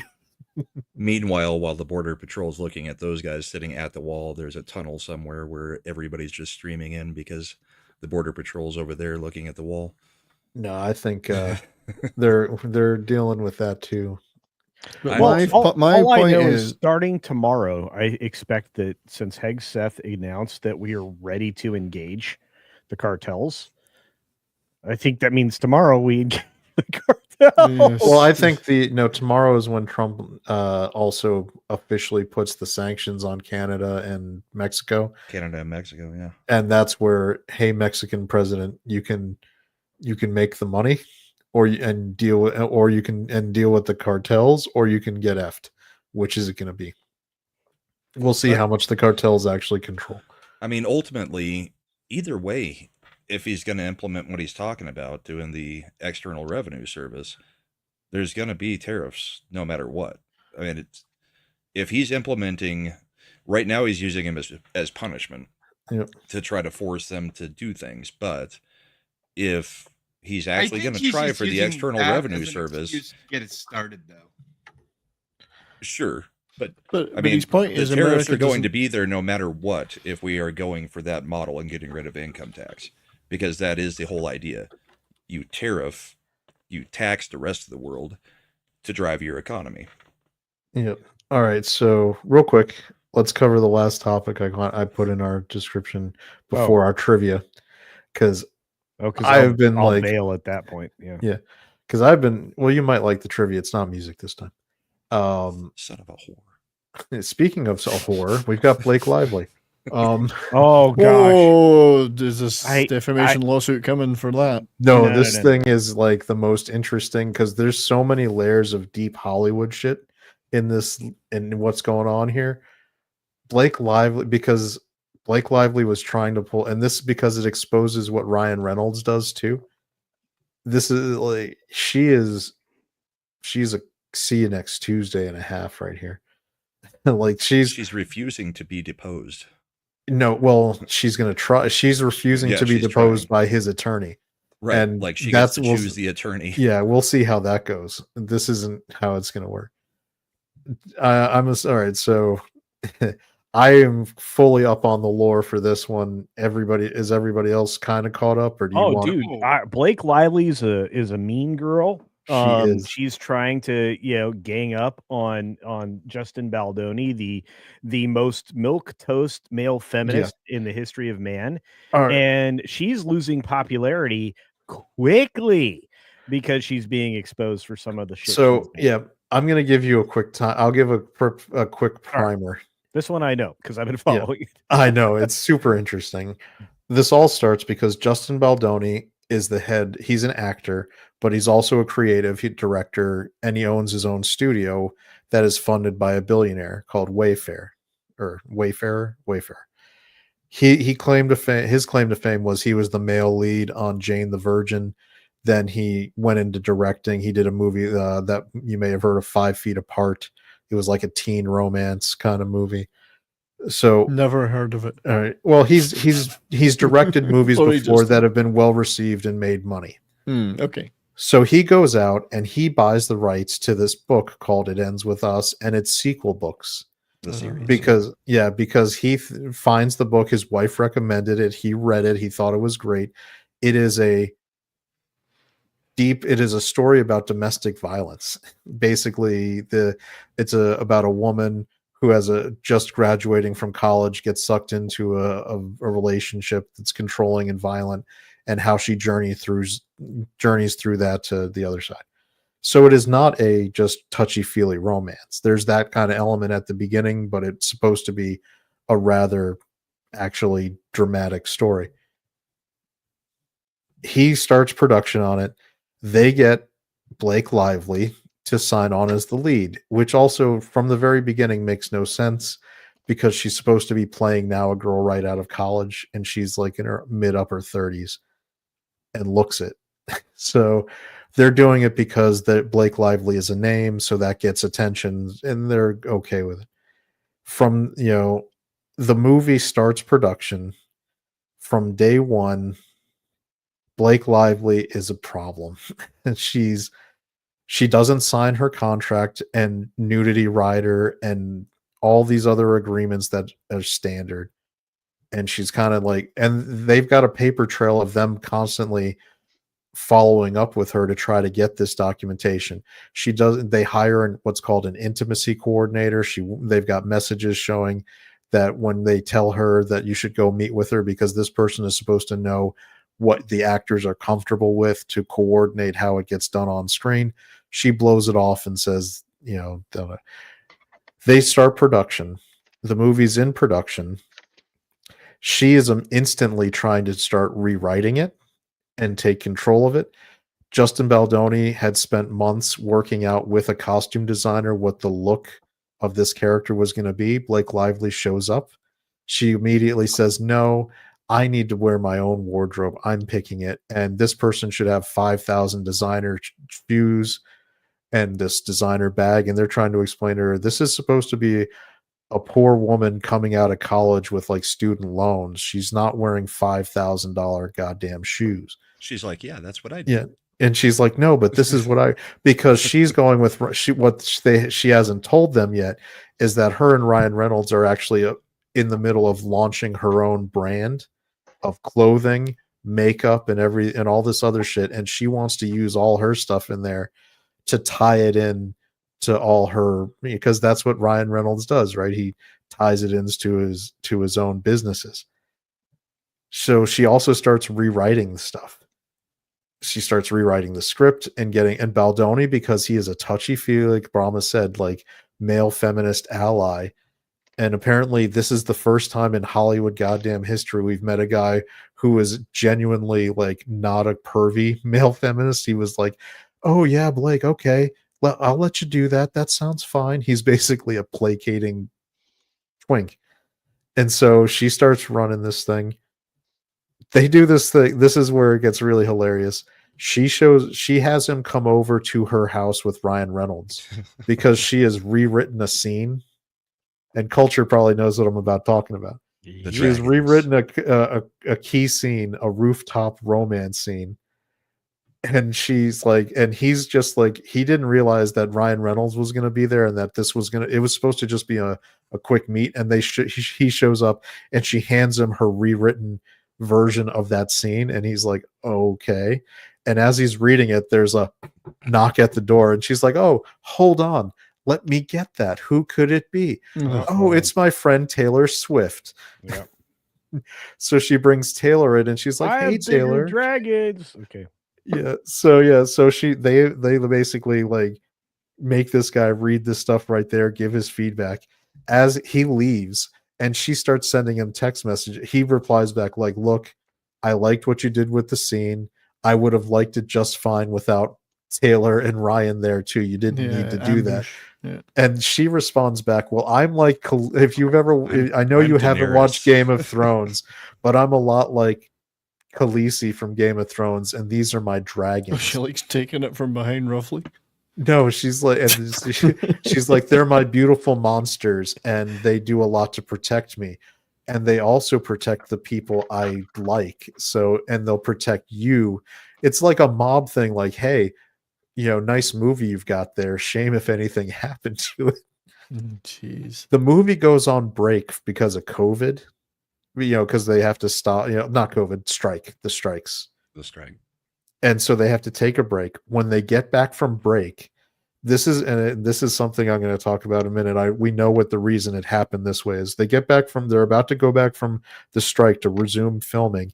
Blake Lively sends a like 40 item demand list to return to set, insinuating that there's sexual harassment going on, that he's doing things to make her uncomfortable. Like, if she's going to return to set, there needs to be an intimacy coordinator. And they're all like, what the hell is she talking about? We have one. She wouldn't meet with her. And so they like, fine, agree with all this. They try to send to her reps like, we're going to respond and agree to these things, but we're going to agree and say, we were already doing it. So yes, we will continue to do it. And they're like, no, you need to just to agree to it as is.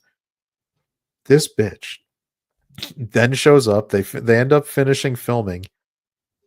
She's then like, I want to go edit it. I want to make my own edit of the movie. And Baldoni is like, no. But she goes to Sony and threatens that if they don't let her edit this movie herself, she's going to go to the New York Times and say that Justin Baldoni was sexually harassing her and like Sony didn't do anything to stop it. So Sony's like, sure, you make your own edit. And she completely takes over this movie from this dude. Now talk about the premiere. Yeah, so then we get to the premiere. This is the movie. Like, he owns the rights. He directed the movie. He is the co-star of the movie. He's the male like lead. This bitch then makes him and his whole family, including his mother, wife, sisters, and children, wait in the goddamn basement of the movie theater. The loading dock. The loading what dock that was. Yeah, and no, it gets even worse, Brahma. It gets worse because Baldoni had found there was this girl on social media who was a dying cancer patient, terminal cancer patient, who said that all her make-a-wish was to go to the movie premiere and see this movie because she loved it and liked Baldoni. And so he had arranged for her to go. Blake Lively made her go to the basement too. This is a girl who ended up dying like 4 months later. This is like her last wish. She is a terrible, terrible person. Yes, you see, Josh, it does go back to the Ottoman Empire. Yeah. And let's explain how. No. But and so this happened. The movie comes out. It actually, against all odds, makes hundreds of millions of dollars, and which infuriates Blake Lively even more because they wanted this now is successful, and all that money's going to Wayfair, which is Baldoni's company, which is where it's supposed to go. So on background, she's basically threatening him, and Ryan Reynolds is threatening him to give them the rights to the sequel and get out. No, right, or they're going to destroy him. So he says no.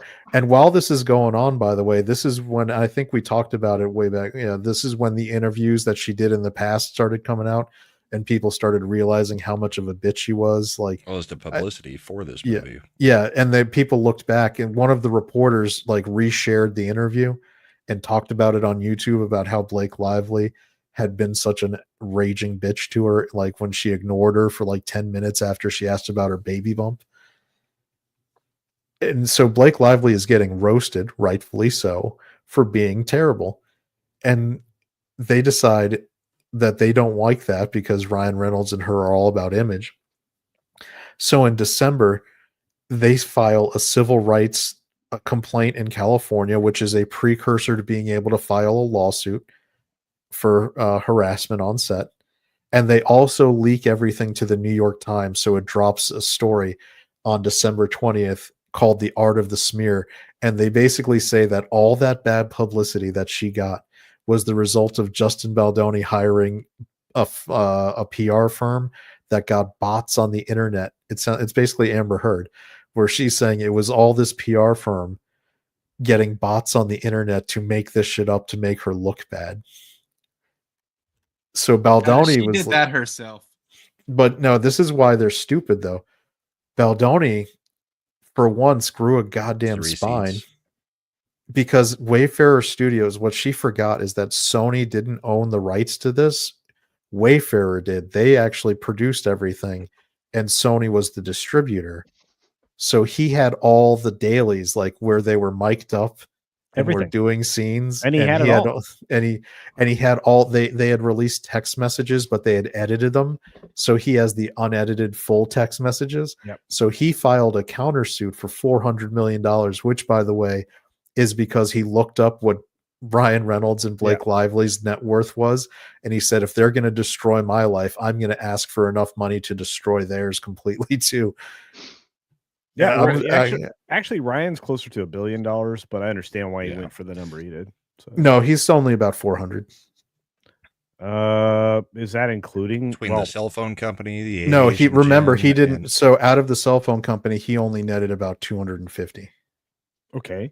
What about his aviation gin? He only netted about like 50 or 60. Wrexham Soccer Club. Wrexham hasn't spun off profit yet. It will if it hasn't yet. Because remember, and they even talk about it in the Wrexham documentaries. Yeah, they're reinvesting. They're going into debt to try to get them, into. So they don't want him to get relegated. That's Yeah, so $400 million is still nothing to sneeze at. That still makes Ryan Reynolds one of the richest actors in Hollywood. That's not Leonardo DiCaprio or George Clooney. One of doesn't mean the top. Okay. Just other people with money. Mm-hmm. I won't do that again. I won't give you other names. I'll stop. So this is how crazy this thing is. But so Blake Lively and Ryan Reynolds forgot that this a-hole that Baldoni had access to everything. So Baldoni hires one of the, I think, most entertaining litigators I've seen in a long time, who's going out there and be like, my client has all the receipts. She's a lying bitch. And here's how. And they put out, like, in one of her complaints, she insinuated, like, during one of the scenes that they were filming, which was a slow dance, like, just montage scene, that Baldoni was, like, rubbing up on her neck and, like, licking it and saying it smells so good, like, creepy stuff. Yeah, they released a full 10-minute unedited video where she's the one who's basically gaga-eyed at him, and you can see every time he says cut, he, like, pushes her away. He's like, I don't want to be around you.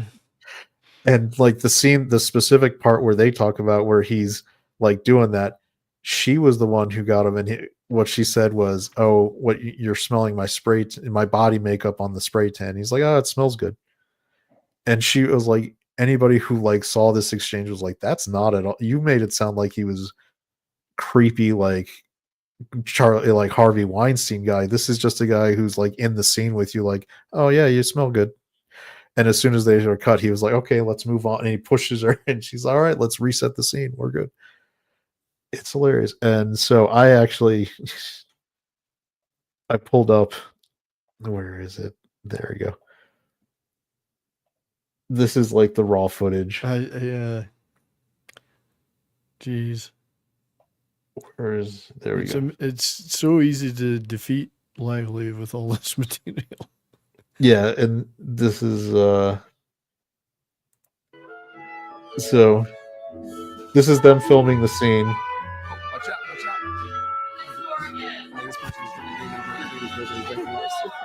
Does she look like she was insinuating that as they were filming this, she was just trying to get away from this predator, but she couldn't because he wouldn't let her go. Her hands are engaged. He was like straight in the air. Look at this. Okay. I'm muting it more because there's music that comes on and I don't want to get a copyright strike. But they also have the subtitles, so it's like, so what they're filming here on background is like they're going to intercut this into like a slow-mo montage so they can talk, because they're not going to actually have their audio in the shoot. And yeah, like at no point does it look like she's pulling away because he's a creeper. No, she is making eyes. And here's the other thing. I mean, aren't they supposed to look like they're yes romantically involved as a this couple? Is supposed this is supposed to be the falling in love scene. Here's the other thing. She didn't want him to act then.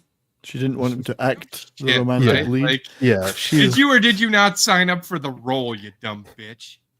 So this is funny because apparently what Blake Lively was doing, this is Ryan Reynolds' playbook to hijack a movie, which is you wait until the people producing it have gone at least halfway in on the budget before you start making like the demands to get like the producer credit and all this other shit.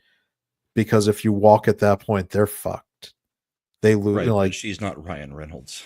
No, but this is Ryan Reynolds' playbook. I get that. I'm just saying she doesn't have the power that Ryan Reynolds could command. She's Blake Lively. She's that's why they leverage the sexual harassment shit. Right. Because that's where she could. No, it's not going to work because he has the receipts. And he doesn't have the reputation. I mean, it would be different. He has the receipts, but he has a reputation. This dude is the most pasty, like bread, milk toast, like shit-eating male feminist I've ever seen in my life. It's just, ugh. Let's Shifty. The stream wasn't showing my YouTube feed. Had to look up your channel. Thanks for finding us, but also F Blake Lively, F Ryan Reynolds, and their good friend Taylor Swift.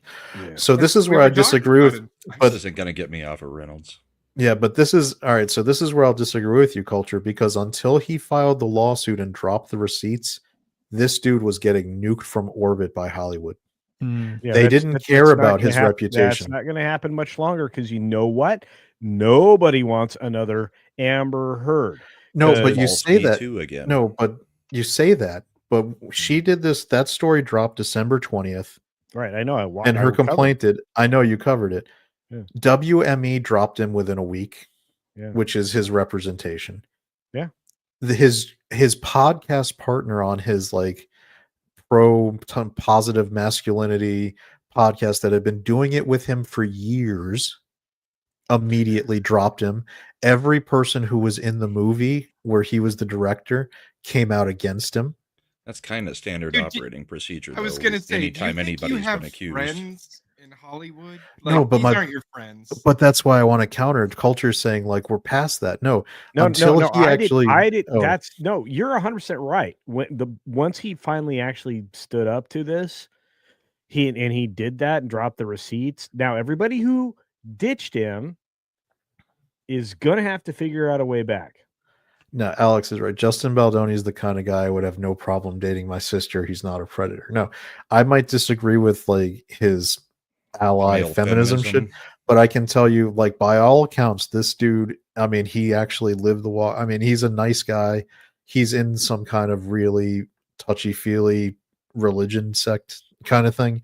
And he truly believes all that stuff. He was out during the fires, even with all this going on, and helping the people like that, who are dealing with shit. He did like that thing. Imagine you're being relegated to a basement, but you're still going out of your way to give a Make-A-Wish to a cancer woman when you know you're not going to get any publicity for it. Thing about this whole thing. Yeah, one thing is the worst. because Blake Lively had already hijacked everything with Sony, so they were just basically completely not publicizing anything he was doing. So he was just this doing just goes that. and settles. I think they're gonna. All right, so they have basically a pretrial hearing next week. At the pretrial hearing next week, they are going to discuss the motion where Blake Lively's and Ryan Reynolds want to dismiss his counterclaim in lawsuit. And that's not going to happen because there's too many questions of fact. They're probably going to have to settle. They are also trying to get a gag order against his lawyer because the lawyer is setting up a web page to drop all the receipts, like text, make it all the text messages searchable, drop all the raw footage of all these different scenes. I mean, I don't think you can gag order a lawyer. You can. Oh, you can. You can. But it's very difficult. They did it to Trump, but yeah. Well, if they did something to Trump, that doesn't make it precedent. Yeah. President or president. But this, yeah, but as we heard from chat, who wrote, there was someone who pointed out that the director is the judge in this case is Doug Liman's brother. Like the movie director. It was like, how the hell does this shit happen? But he's fast tracking the lawsuit, which is great. Like he set a trial date for the beginning of March. Yeah, he's ready to go. Yeah, he's basically like, I don't want this shit to drag. So it's pretty interesting. Like if he doesn't throw anything out next week, Blake Lively's deposition would probably be happening within the next 2 weeks. She might have to they're trying to have her not give her deposition to the lawyer. They're terrified of him. Well, she's refusing. She doesn't want to do it with that lawyer. Yep. And you don't get to pick that. Played. Yeah. You don't get to pick the lawyer that deposes you. The other party has their lawyer that is the lawyer. Well, the only time I ever saw that happen was Amber Heard, where she managed to somehow get Johnny Depp's lawyer, his first, not the one who eventually did the trial, but his first attorney that was representing him, basically nuked from orbit and kicked off social media. And if you guys remember the Heard Depp trial, he didn't end up still representing Depp at that point. Like point, they got litigators. Yeah, Davina's right. This is destroying like their reputation. Once Baldino dropped the receipts, social media is like 99-1. It's Amber Heard, Johnny Depp all over again. Where once actual receipts came out and they realized this woman is lying, it's making people go back again and revisit the fact that Blake Lively has been a bitch her whole career to people and mean. The other thing that is coming out that I think is a fair thing to point out is that Ryan Reynolds might have been very wary, because if you're looking at this footage, she's not a good enough actress to fake this. She is kind of flirty and had crushing on Justin Baldino. That was kind of my take on it last time we talked about it on whatever show I was on. It seems like she had a crush on him. But that's her. But that's also, I'm going to tell you, okay, how did she get her start? Type crap. No, but how did she get her start? What show? Gossip Girl? Whatnot? Do you know who she was dating when Gossip she Girl was correct. doing Gossip Girl? Yeah. Penn Badgley, who was her co-star in Gossip Girl. She breaks up with she does a movie called The Town, directed by Ben Affleck. Do you remember one of the reasons why Ben Affleck ended up getting divorced from Jennifer Garner? Was it called Blake Lively? Because he started banging Blake Lively on the set of The Town. You could at least have gone to a hotel. I mean, to do it on the set is pretty rough. Yeah. So it had nothing to do with Garner's forehead. Yeah. At the time, she was dating Penn Badgley and shooting Green Lantern with the married Ryan Reynolds, who was married to Scarlett Johansson at the time. They quote unquote stayed friends and didn't do anything, but magically right after Reynolds' divorce finalized, they were out dating. And Scarlett Johansson has been very coyly, basically, in the past stated that Blake Lively was banging Ryan while they were married.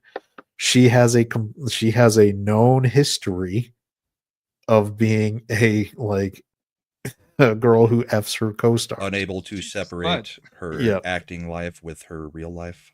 And if you're Ryan Reynolds, because they started asking for the dailies to be able to look at them at home to maybe start editing a little, and you're seeing this footage where look at this girl again. She wants him bad. Like, look at the way she's like. Again, she's not good enough actress. No. Yeah, Tugs and X-Ray both said, "Oh yeah, she's definitely trying to get in his pants." Trying. I think the next thing he says is, "No, we had sex." No, I think it comes out it's just woman scorned, and she tries to go scorched earth afterwards, and Reynolds is just like, All right, okay. Now watch this as they're like he's about to call cut, and as the director, like, so he's actually acting, and like they're doing this stuff, and like, okay, I'm a director, and he's completely disinterested in her now, like doesn't care. He's like, all right, we've got to set things back up now, back to acting. And again, this is the scene where she said he was being a predator the entire time, trying to like just get her. Not based on the shots. Nope. Nope. This is like, it's ridiculous. Like, and then once this dropped and people compared it to what she said happened, it was like, oh, you were just a lying piece of shit. She's like, well, no, this proves my point. No, it doesn't. I've watched it 5 or 6 times now. Like, look at this here. She's not acting. She's getting giggly. See her? Like, she's breaking character to do this. Yeah, that was not in the shot.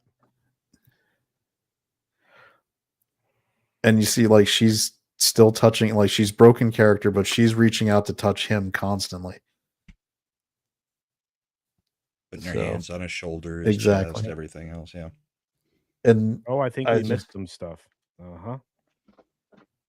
This is insane because she knows she's done. Which is why they're trying to get it like ended as soon as possible, because all of this was because they wanted to snake the rights from him from this movie so that they could, because that's how they do that. And people actually did fairly well, didn't it? But it did amazingly well.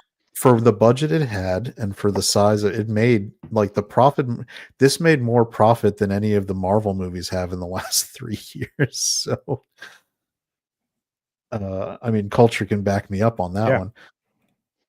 And Ryan Reynolds, I mean, I would say maybe Deadpool might have made the same amount of profit as this movie did. Yeah. And if you look at the fact that this is not only Ryan's playbook, but it's why people leave him or get pissed at him, or you remember look what he did to Miller. Yeah, exactly. Yeah. And it's like everything about this reeks. And it's like, oh, it's just like, well, this is a winner franchise. We need this. So I guess she won't be part of Culture's female stream. I think Culture would still have Blake Lively on if she offered. But I just don't know if she would enjoy the last few questions she got. All right. So this is, we're actually at the part in question where she says that this, all right. So this is the part. Now her hands are on his chest. Okay. Keep going. Well, they're holding hands still. All right. Yes, so but her characterization was that he was predating her and like groping her and getting all on her neck and kissing her inappropriately. No. And that she was trying to pull away and couldn't. I saw no attempt to pull away there. Yeah, so he says, I'm getting beard on you today. And she says, I'm probably getting spray tan on you. And to that, he replies, it smells good. Her complaint was like he went all up on her neck, was kissing and groping, and just said, it smells good. Spray tan. Spray tan stuff smelled good. They often don't. It smells like coconut oil. And she says, yeah, that's my body makeup. And here's the part, what's great is this is about to be where he calls a cut and just like completely disengages. All right, cut. Now watch him. Good job. We got plenty. All right, let's go. Yeah. I'm going to be honest, predators who are trying to like grope you inappropriately don't usually like go cut and completely and like shut off. Yeah. It's so like, I'm so glad this guy actually owned the studio to have all the, so he's got every single daily where they were mic'd up where she was alleging stupid stuff happened and they can release it all because he has the rights to the footage that was shot.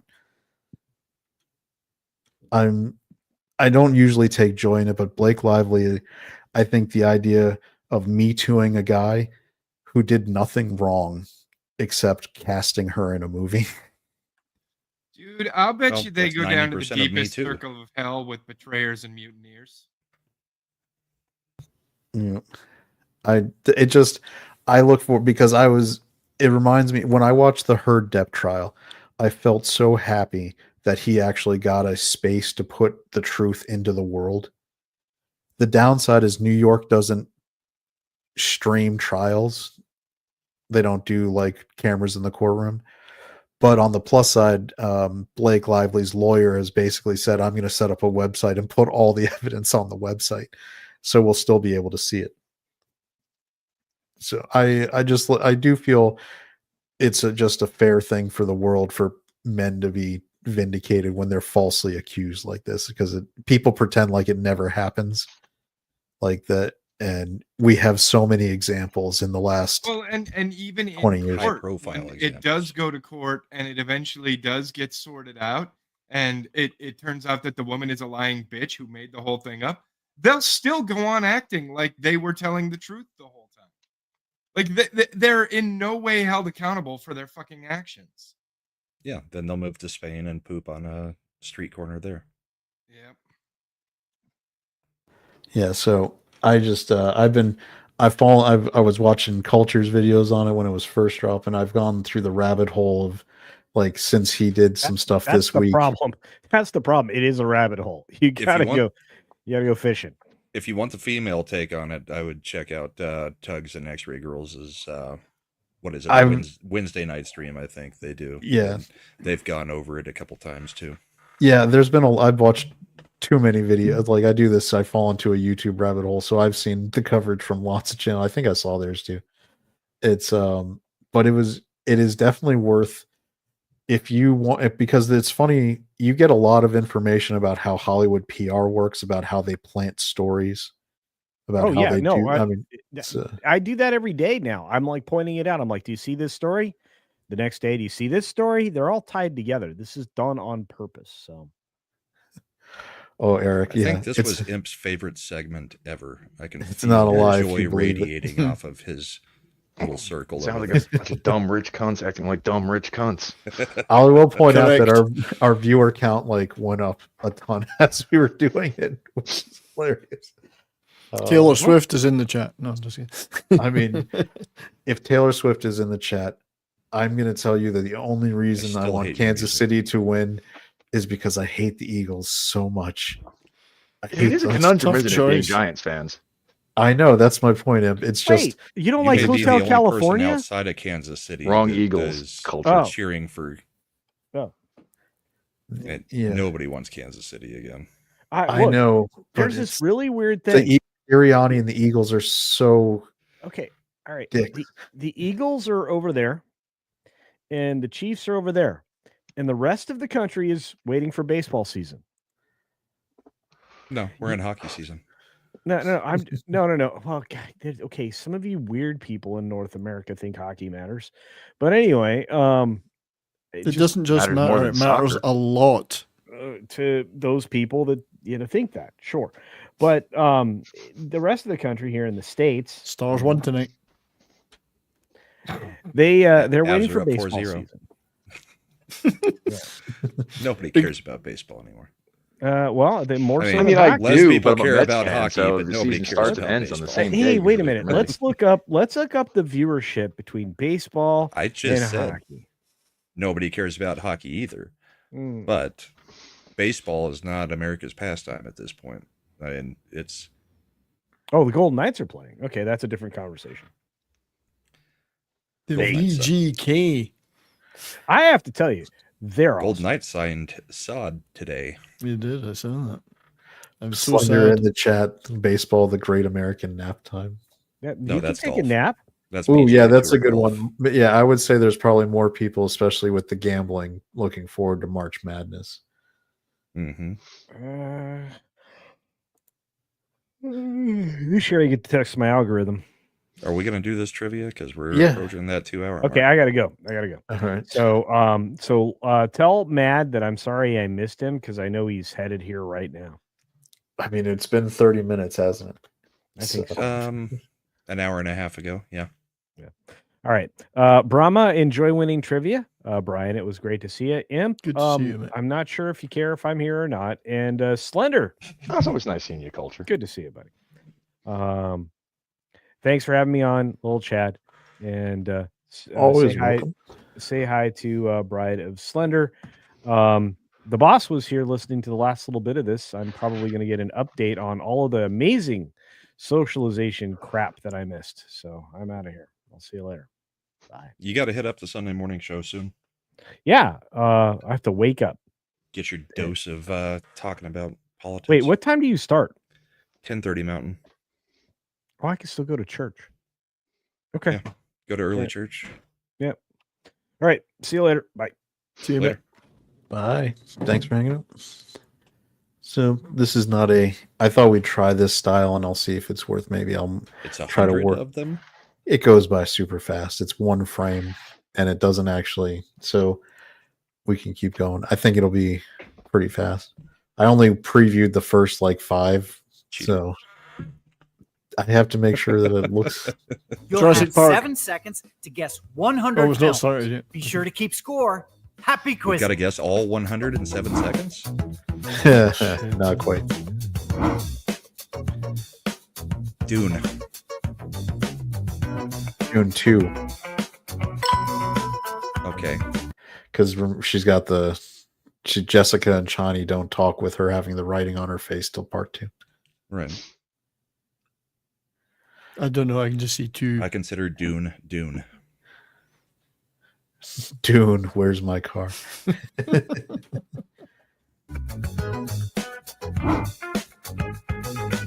Oh, well, that's the Bruce Willis Looper? thing. Looper. Is it called Looper? Yeah, you're right. Looper. It's Looper. Yeah. That's where they mess with Joseph Gordon-Levitt's face to try to make him a young Bruce Willis.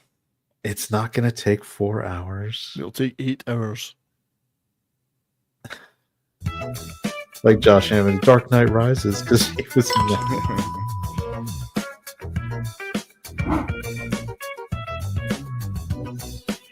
Guardians of the Galaxy. Is it? No. Guardians of the Galaxy 3. Part 3, yeah.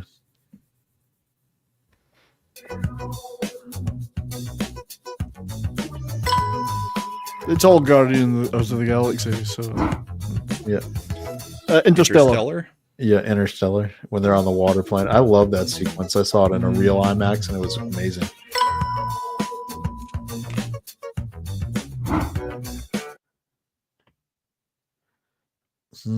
Got to be a musical. Everywhere all at once. I think it's La La West Land. Side Story. La La Land. Yeah. You could be right about La La Land. I've seen it once. I've never remembered. Yeah, I think I remembered because wasn't there a dance sequence on the freeway? Yeah. Never seen it. Yeah, with Ryan Gosling. And the other Canadian Ryan. Emma Stone. Yep. Eric Myers, some K-pop movie. Is there K-pop movies? I guess there is. Davina says it is La La Land. Okay. She recognizes the Saturn. The Saturn. Plastic cars. That is Spider-Man. No Way. No Way. Homecoming. It's Homecoming. Yep. I don't mind that one.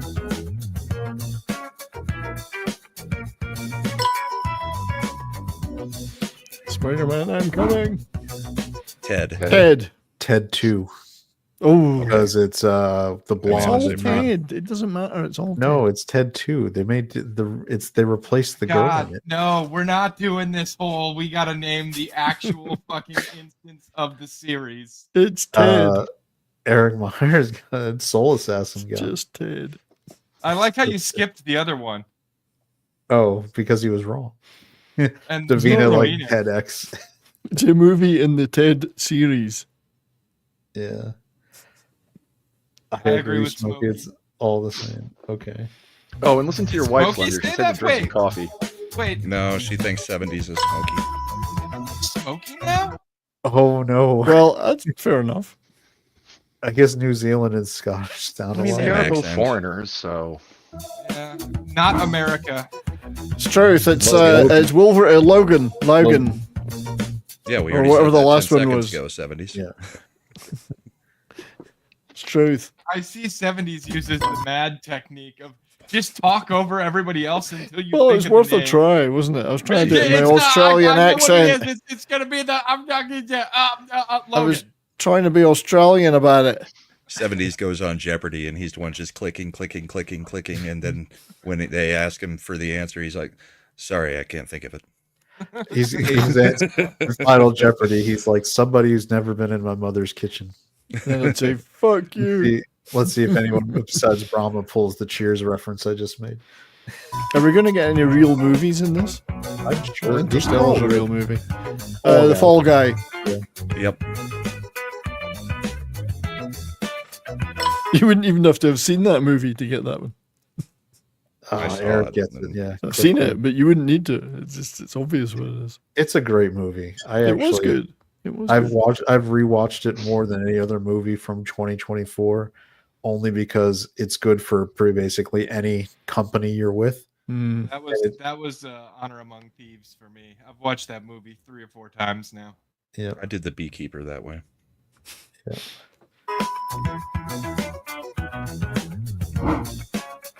Prestige. Prestige. Somebody mentioned Jeopardy. Yeah, this actually is one. I might say this actually might be my favorite Nolan movie. It's a great movie. I think Because so. it's actually, I think, a better, just tightly scripted, Right. more, great movie. But if anyone's keeping count, we've had 2 Goslings and 2 Jackmans so far.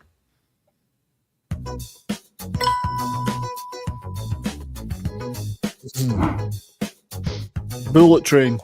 No, No, one that Matt Fifth was so Element. obsessed No, with Clone was- Tyrone. Yeah, Yeah. Just the say, Clone that's Tyrone. not Bullet Train. Oh, Yeah, It was the one that he Matt was- really liked. I he thought it was really- pretty good. yeah, it was okay. It wasn't. I I've wasn't never- like mad where he thought it was like what the hell's the the Clone greatest- Tyrone? It was a movie that came out last Netflix. year on Netflix, or maybe Never. 2 years ago at this point. Fish. It appears to be a Netflix film, which means I probably didn't watch it. Transformers 3 or 4. It's a It's a Transformers Transformers, movie. I knew it was the one with the Dinobots. That's why I just knew Extinction. Yeah, That's no. Why can't they put proper movies in here? Mrs. Mrs. Doubtfire. Doubtfire. Outfire. that's a proper movie. It is. Look, we used to be a proper country once. Frannies were exclusively for Robin Williams to do, Yeah. Yeah. It was just cross-dressing men at that point, not trying to actually cut off Yeah. a jump. and the only reason you cross-dressed was to be able to spend time with your children during a divorce. Yeah. Elaborate plan. Hello. Hello. How to Lose a Guy in 10 Days. Okay. Her eyes Yeah. look weird and his teeth look weird. What the fuck is going on with this picture? Because It they're looks like it trying went through to. a filter. Yeah. No, they were trying to exaggerate. They froze it in a frame where they were being exaggerated. But it's Kate Hudson, who Kate is Goldie Hudson. Hawn's daughter, and Matthew McConaughey. So Never And seen it. sister to Oliver Hudson. yeah, that's the Oscar winner is referred to as the Jurassic sister of Park. Jurassic Park. Jurassic Park. I said that First before we one. even started tonight. Eric Myers on Miss Duff are not trans cross-dressing because courts even hated the loving father back then. Oh, these are too dang easy. I haven't. Yeah, I'm thinking Yeah, they if you've might seen the pick up. movies. No, this is part one. That's Eric, the first one. you can tell because it's that kid was only in part in this one, and for I like said 2 the OG. minutes. I think he might have been in the first 2 minutes of Lost World. Yeah, it's the kitchen scene in the first one. So, Uh, Wolf of Wall Street. Inception. Wolf of Wall Street. Inception. Oh, Inception, because it's Because it's what's his it's name? Cillian Murphy. or Cillian whatever Murphy. it is, yeah. I did like how 70s went with my guess, and I tried. I've had delay here. There's a delay. There's no I just delay can't. on the I'm line. old. I can't speak You're on as fast as you. It takes me a while for the neurons to No, fire. I think Slender nailed it. You're just trying to overtalk until you get to the right answer. Well, Mad's not here. Somebody has to do it. Road to Perdition. Okay. You never watched that one? Nope. Never watched that one either. I've only seen scenes from Inception. It was all right. It Tom looked Hanks like was it the was killer. going to be good. I never saw it. It is good. Yeah, it's worth watching. Now I hate Tom Hanks. So.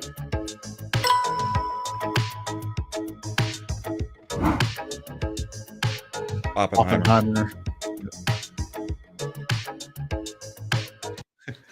Eric, I have to rotate my phone to see it better than rotate back to type.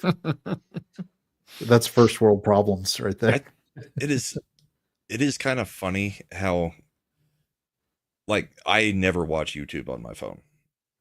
I only watch it on my computer, but I think almost all of the chat is typically watching it on the phone. God, the TV, chat not on function sucks on the phone too, because you can't at people the way you can on the computer. That's why I got a Samsung Fold. it out. If you get a Samsung Fold, it's big enough to watch it and chat. Yeah, but you still can't add people. Oh God, a Samsung Fold, they're like $1,500 for shit. I mean, in America, maybe worse elsewhere. Oh, that's right. Canadian dollars. It's probably like $2. It's horrible. It's all fun and games till the hinge breaks. And the more you peel off the stuff, that is Attack of the Clones. Attack of the Clones, number 2. We'll roll that one because that's Warriors. Come out and play. Dude, I just recently watched Xanadu and realized that was the same dude, and it was like, that's weird. Well, that's Olivia Newton-John. The same dude. No.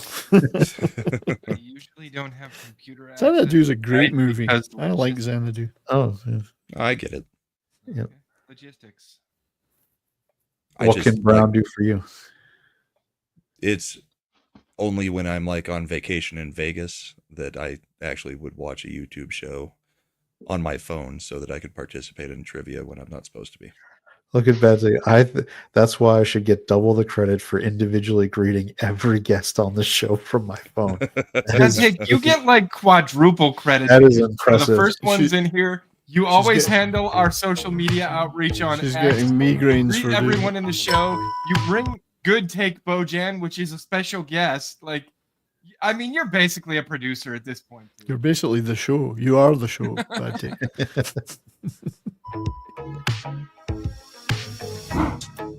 Oh, V for Vendetta. V for Vendetta. Remember the 5th of November. I watched love Gunpowder Treason and Plot. Can we all agree? No reason the Gunpowder Treason should ever be forgot. Can we all agree how epically, historically great it was that our election was on the 5th of November? Yeah, I honestly thought some shit might go mentioned off. that. Yeah, have you seen my pinned tweet? It's the poem I made about Donald Trump ending communism on the 5th of November.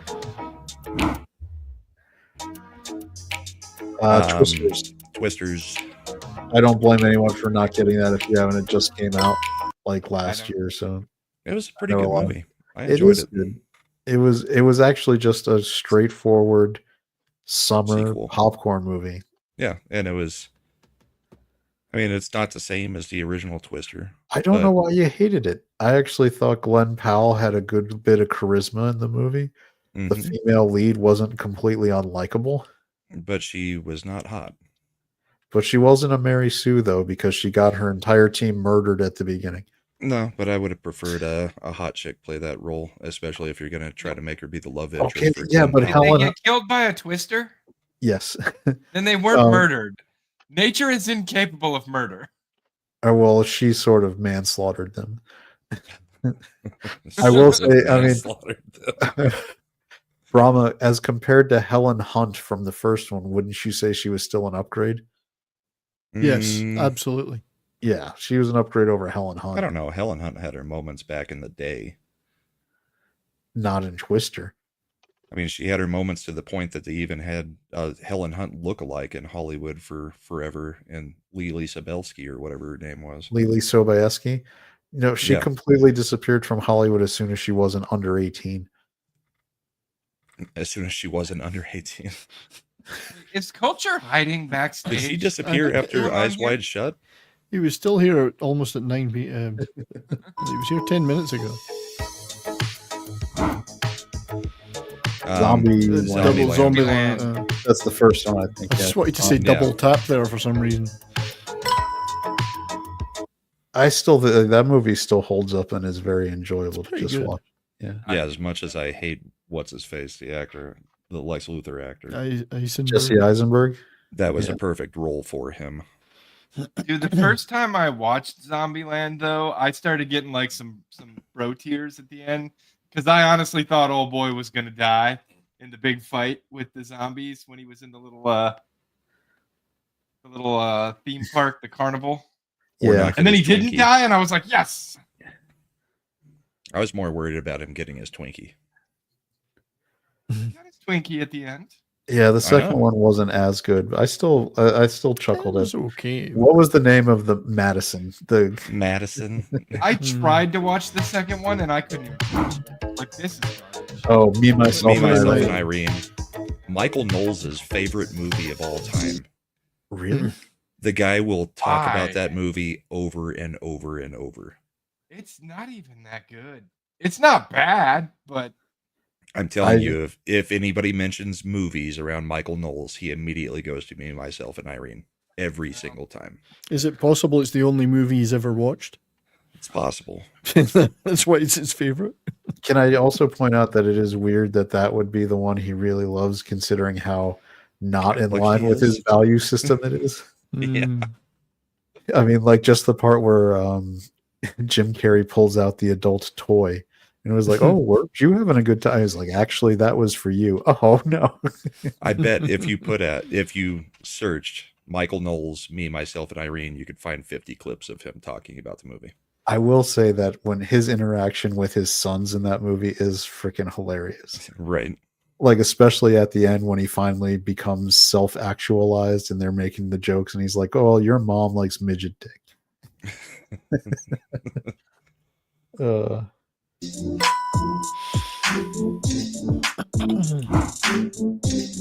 Falling down. Yep. You know, I totally, as you get older, like you see this movie when you're younger and you're like, "Oh, this guy's terrible." And then once you hit like your 40s and you've got a family, you're like, "I get it." Why is it so freaking hard to just take an order and make it right? Exactly. I just like you're in traffic. We're all like one unhinged thing from just breaking. Yeah. And plus the movie was actually really well done, well acted. It's underrated. You start to understand like stuff like this, and then you start to understand like the guy from Office Space that that one scene he does at Starbucks, and he's like, "Why are you talking with Vocal Fry?" And she's like, "I don't talk with Vocal Fry." And then after the 3 minutes of exchanges, he starts to leave, and she yells at him, "You dick!" And he's like, "See, you can do it. You don't have to Vocal Fry everything. Be real for 1 minute."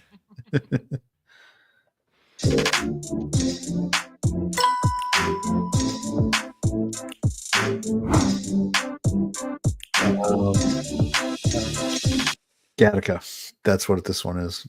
Oh, it is Gattaca. Of course, you're right. it is Gattaca. It took me a second to recognize the aesthetics behind him. Yep. I actually really like Gattaca is great. And you know, there's part of me that thinks Gattaca's like whole thing about DNA being registering you for everything is looking more and more accurate. Prophecy. Well, especially everybody's trying to get back to eugenics. Yeah, the Chinese keep buying up companies like 23andMe and stuff. The the full database.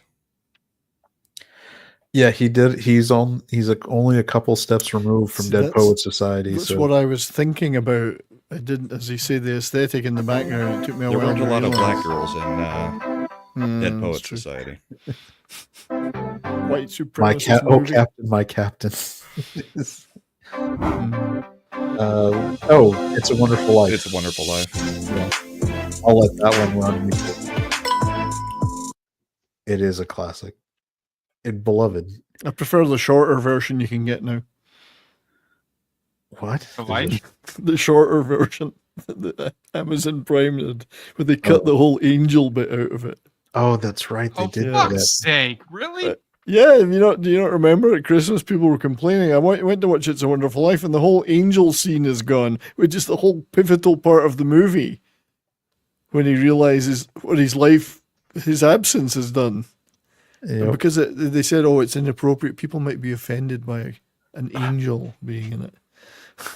Yeah, like the beginning part where Michael is. Remind me if I care.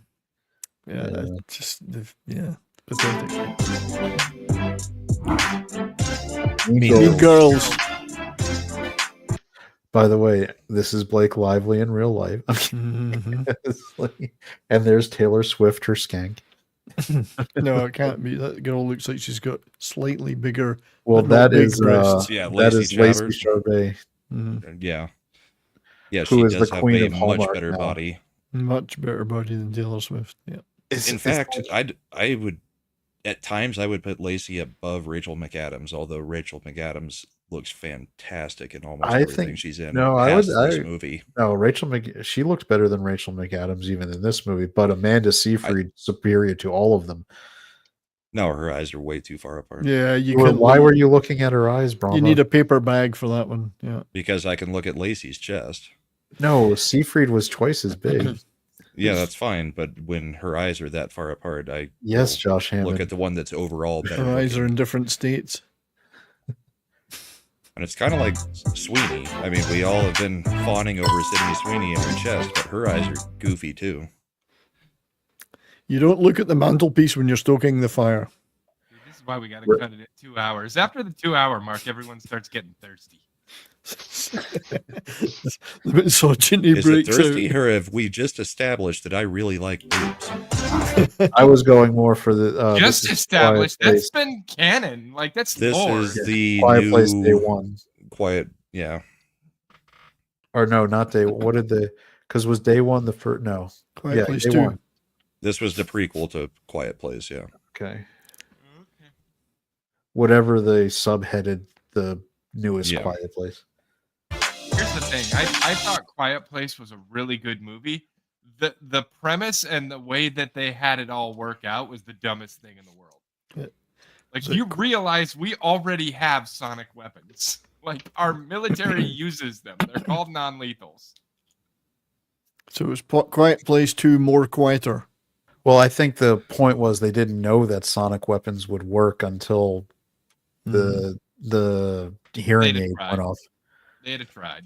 I mean, the aliens seem to have overwhelmed things very fast. So I don't know. I don't know. I couldn't. It's like a zombie movie. I'm pretty confident that a fully equipped armed response would put down zombies, but the idea is that they would overwhelm you with numbers first before you could do that.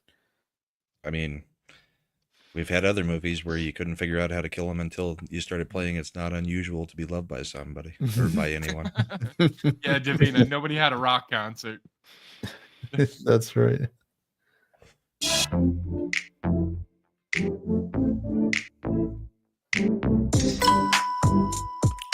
But also, isn't that like the solution to half the anime aliens is hit them with music? It's Paul Giamatti. I don't know this What was that? It got nominated this got nominated for an Oscar not this year, but the previous year. Then there's a very good chance. Holdovers, something. Oh, the Holdovers. That'd be it. Yeah. Yeah, Shifty got it.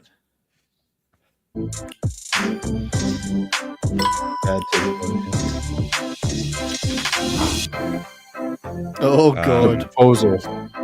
Yep. Indecent proposal, as it would be done in the lawsuit. Yeah.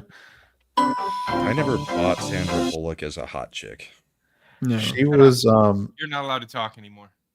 Sandra Bullock was, cuteness. Sandra Bullock was like peak girl you would know. Yeah, girl next door. Cute That's girl. what they call them. Yes. I never bought her as a hot leading lady or anything. You didn't think that she looked good, and I'm trying to. I would say, okay, her peak. There were times when she looked good. She's while you were just not sleeping, hot. No, while you were sleeping, she was adorable. Demolition Man. Adorable is a completely different descriptor than hot. Speed. I didn't like her haircut in Speed. It was so bad. She had like Keanu was hotter than her in Speed. Yeah, but That she says a absorbed lot some of about his you. hotness. Sandra Bullock married Jesse James after he dated a porn star. Not smart. Yeah, I thought he dated the porn star while they were married. That's why no. they're no longer I think married. no. He cheated with Dita Von Teese, or whoever the tattoo is. That the tattoo artist? Over timing. The fact was, it was a porn star. No, because wasn't he married? Like, wasn't he going out with, what was it, Janine before her? Which was the one who was on the cover of the Blink-182 album? I don't know. I actually listen to real Jasmine music. something or No, that was. I'm coming in to remind everybody that he listens to metal. No, I didn't say metal. I just said real music. There's a difference. Metal and only metal, nothing but metal. Okay, yeah. So Eric and Shifty are confirming. I don't know what her last name was. Lyndon. Yeah. Linda in a mullet. Oh, Whiplash. Yeah. Because JK's, God, he's so jacked for his age. It's ridiculous. I'm older than you guys. It takes me longer for the name to make its way to the. It is a life goal for me to be in my late 60s, 70s and be that jacked. I mean, he's definitely taking HGH or testosterone.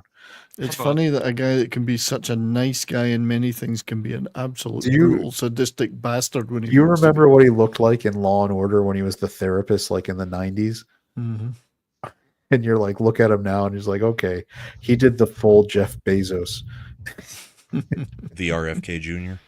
Yeah, he's Jack Santa. That's right. That's what he was in Red One.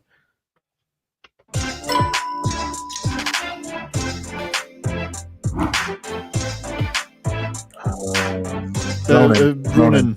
Yeah. Got one of the best car chases ever. Oh, fucking awesome, that movie. Yeah. I mean, I feel like that's the real standout thing from this movie, but it was the car chase. Yeah. Yes, bad take. His role in Oz was. Yeah, the way. Oh, this is Once Upon a Time in Hollywood. I mean, this one of me is probably, aside from the memes it generated, might be one of my favorite movies in the past 15 years. I agree. Yeah. Who was the blonde in Ronan? She was the same girl from Truman Show that was like his girlfriend who got kicked out of the TV show. She's a Brit, isn't she? Or here you go. Natasha McElhenney. That sounds right. McElhoon. Natasha McElhoney. That sounds like an Irish name, right? It does. She's from Thames, London. I thought she was a Brit, yeah. Thames? She has a look-alike in Hollywood, too. Vera Farmiga? No, that's not who I'm thinking, because Vera is in The Conjuring. Yeah, and her sister is her look-alike. Which is, but by the way, my favorite line from Once Upon a Time in Hollywood is at the end when he's talking through the speaker box to and to the neighbor, as played by what's her name, Barbie, and she's like, "Are you okay?" He's like, "Well, no, I'm fine. Hippies aren't." But no, it's Meryl Streep. Meryl Streep. Natasha looks like Meryl Streep when she was younger. Yeah. Yeah. Oh, yeah. I could see that. Same facial structure, same nose. Yeah. Yeah.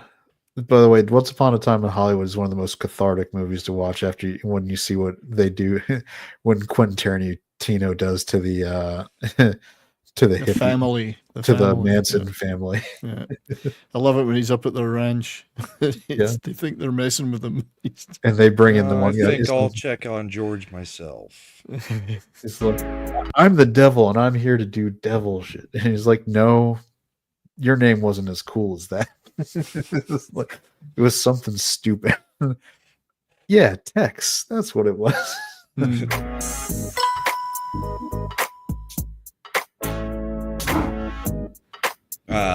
Meet the parents. Meet the Fockers. Meet the Fockers, yeah. Milking cats. Oh, Gone Girl. Is it Gone Girl? That's Rosamund Pike, and that's Affleck there. Yeah. By the way, she ruined the Wheel of Time. Oh well, I mean, not on her own. Lots of people contributed to that. Her and Rafe Judkins ruined the Wheel of Time. But man, she's the superstar from the show. Gone Girl has two things that are really important for men to understand. One, Emily Ratajkowski has an amazing rec. Two, this woman, and like, do not doubt that if you get the wrong woman, she can scheme and destroy your life and take absolute glee in it, just because she wants to make you unhappy. So it is a life lesson. You need to find the right partner. It's a life lesson that Ben Affleck has never learned. No, he has not. Well, no, I think Jennifer Garner was a good one, and he ruined it by being a drunk who cheated. By all accounts, she's a pretty reliable, good person, aside from the transing of a child, which is a red flag. A red flag? Just one red flag? Well, she only did it to one. Megan Fox and all the rest of them are beating it to her like, all of my kids are transitioning. I was like, do you know the statistical likelihood of that lady? Nah. Yeah.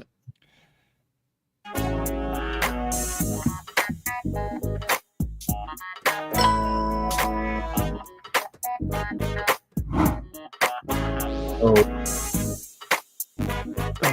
shit! That's the 1 hour photo, right? Never saw it. Yes, that's right. That movie was yeah.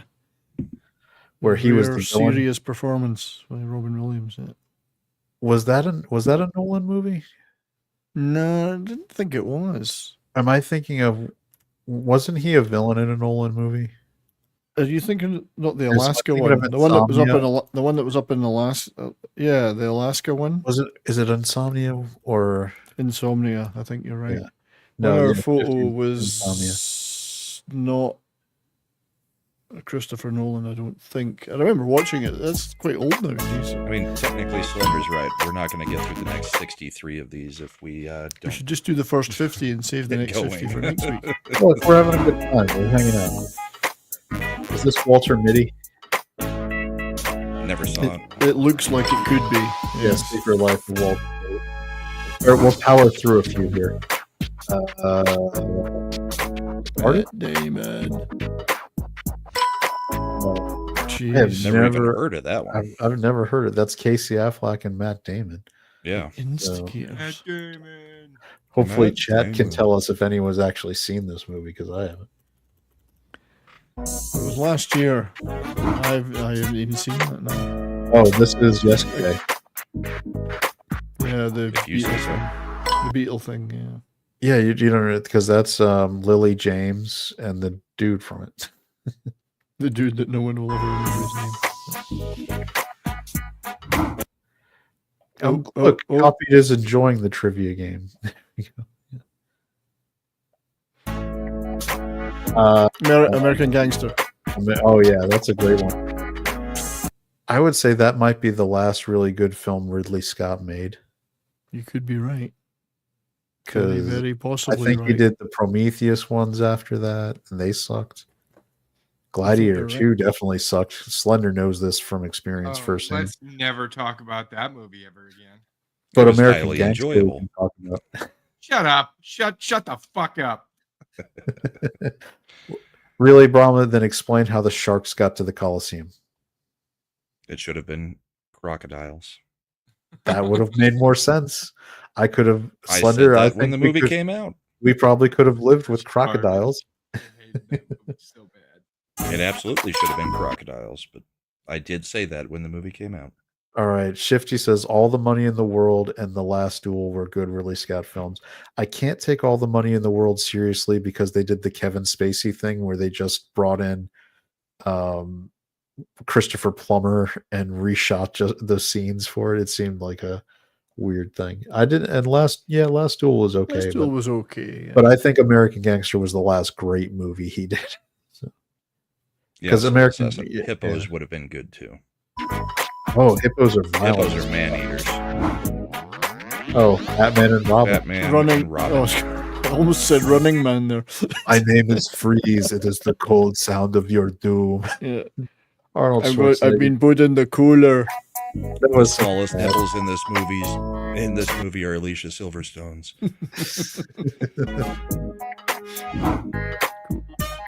Tropic Thunder. War. What kind of American Civil are you? War. Yeah, Civil War. Hey, that doesn't look like Tropic Thunder. That's the only It thing does I look could a think little of. bit like Jack Black. in That's Tropic what I Thunder. thought. I've never seen Civil War. So. This is Donnie Brasco. Donnie Brasco, yeah. That's a movie that'll make you cry. He misses his friend. It's Fugazi. Freaky Friday. Freaky Friday. Some stupid women with The girls. fake one. Movie with women in it. It was a fine, fake perfectly Freaky fine. Friday. All right, are you hung up on the 70s one? Yeah. Absolutely. This one was better. No. Yes. Davina's never watched Donnie Brasco. Brasco's Neither have I. great. It's a great What's movie. wrong with it? You watch everything else on the It's a server. Go watch. bro movie for bros. Grease. Grease. Yeah. Not Grease 2, though. Chad, I've literally watched like 5% of your server. It's a movie. Oh, this is the Sydney Sweeney one. With people in it. Not him or... She's not her. Him's no, not him. It was the romantic comedy. Yeah, it Anyone just but came out. you. I'm Anybody not here. but him. Anyone but you. Or Anyone anybody but you. Yeah. Never seen it. Glenn Powell, Sydney Sweeney. It was actually enjoyable. I thought it was a perfectly good romantic comedy. Yeah. I watched it, and then I watched it again on a plane flight. Brokeback Mountain. Brokeback Mountain. Hold on. Let's appreciate that out of all the movies for 70s to jump in and like insanely enthusiastically know the answer to immediately was Are Brokeback you Mountain. trying to insinuate something? You are Canadian. Another But movie I that don't think I have he's never insinuating. seen. I think he's flat out saying. Yeah. That's more of an accusation Perhaps than an I'm just- insinuation. Perhaps 70s I'm, was like, I will let no man have the rights to this when but me. perhaps It I'm was just a little inquisitorial. perhaps I'm just a fan of the director. Is it Ang Lee? I'm just a fan of his movies. You know, I'm going to say if you were going to pick a name for a director to make a movie about gay It cowboys, makes me very angry. Yeah. Matt has a great Brokeback sound. If he were here, he could tell it, but he's not. So He couldn't we'll tell move it. on. Hold on. A classic story where his platoon thought they were watching a Western. Oh, I'm sure that didn't end awkwardly. Everybody whipped it out in the theater. Well, did you finish? Well, there's some things you just don't ask. Well, how else am I supposed to get the cat out? Don't ask, Or the don't bird tell. out of there? Oh, Caddyshack. Caddyshack. Don't ask, don't tell. We're all waiting. Well, we're waiting. Oh, Avatar. Avatar. Dances with Fish. Hate that movie. I don't know why people. I will never never hate it. understand people's love for that movie. It's a terrible fucking movie. Yeah, I mean, if you go watch the Dances with Wolves, the original, and it works much better. Like Avatar is visually appealing. halfway I'll give it through. that, but Keep up- it's the worst story ever. It's Oh, yeah. terrible, and it's Davina drivel. is making reference to a very actually amusing Saturday Night Live sketch where Ryan Gosling was playing basically a graphic designer who got pissed off that all they did was use the papyrus font and act like it was something groundbreaking. Oh yeah, okay, yeah, right. Fern Gully was the next version of it after Dances with Wolves. Yep. And it had Robin The Williams. good work. Fern Gully was pretty cool. I can't even tell who that is. No. Is that Nicole Kidman? No. I don't think so. Don't think so. Not Who the the- woman isn't. Let's see if chat has the answer because I have no clue what this is. It's taking place in a city with a casino. It's taking place in New York. Does New York have a casino? It can't be Kidman because she's far hotter looking than Kidman. I don't. know what this is. It looks like COVID era because look, there's a guy wearing a face mask. So that there's three guys wearing face masks in this. Yeah, there's so the guy on the right, the guy in between him, and the guy over the left shoulder. Yeah, this frame is gross. All right, I mean, let's see what it is because nobody have defeated us. Oh, they made a Borat. Oh, Jesus! Yeah, God. I didn't even know that it even existed. Borat's subsequent movie film. Yeah, I wasn't a fan of the. This is Despicable Me 2. Lipstick taser. I could say Despicable Me, or I could say Minions. I have no idea which one it is. No, Despicable Me 2. It's specifically part 2 because that's when he meets his wife. Lipstick taser. You don't say it before you use it; you say it after. Oh, it's a bottle rocket. Oh yeah. Look at those young Wilson brothers, man. I mean, Owen's nose doesn't even look completely broken at that point. I think this is before the self-deletion attempts too. 70s. 5-0 win for the Avs. Blackwood got me a shutout. Nice. Good for you, mate. Good for them.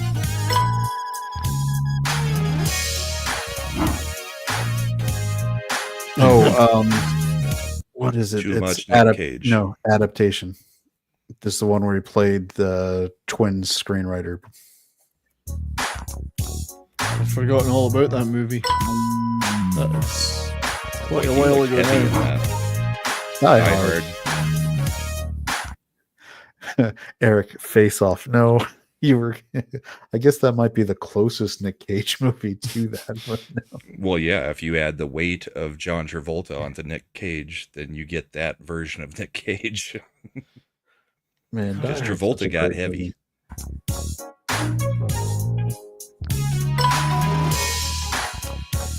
Welcome to the party, pal.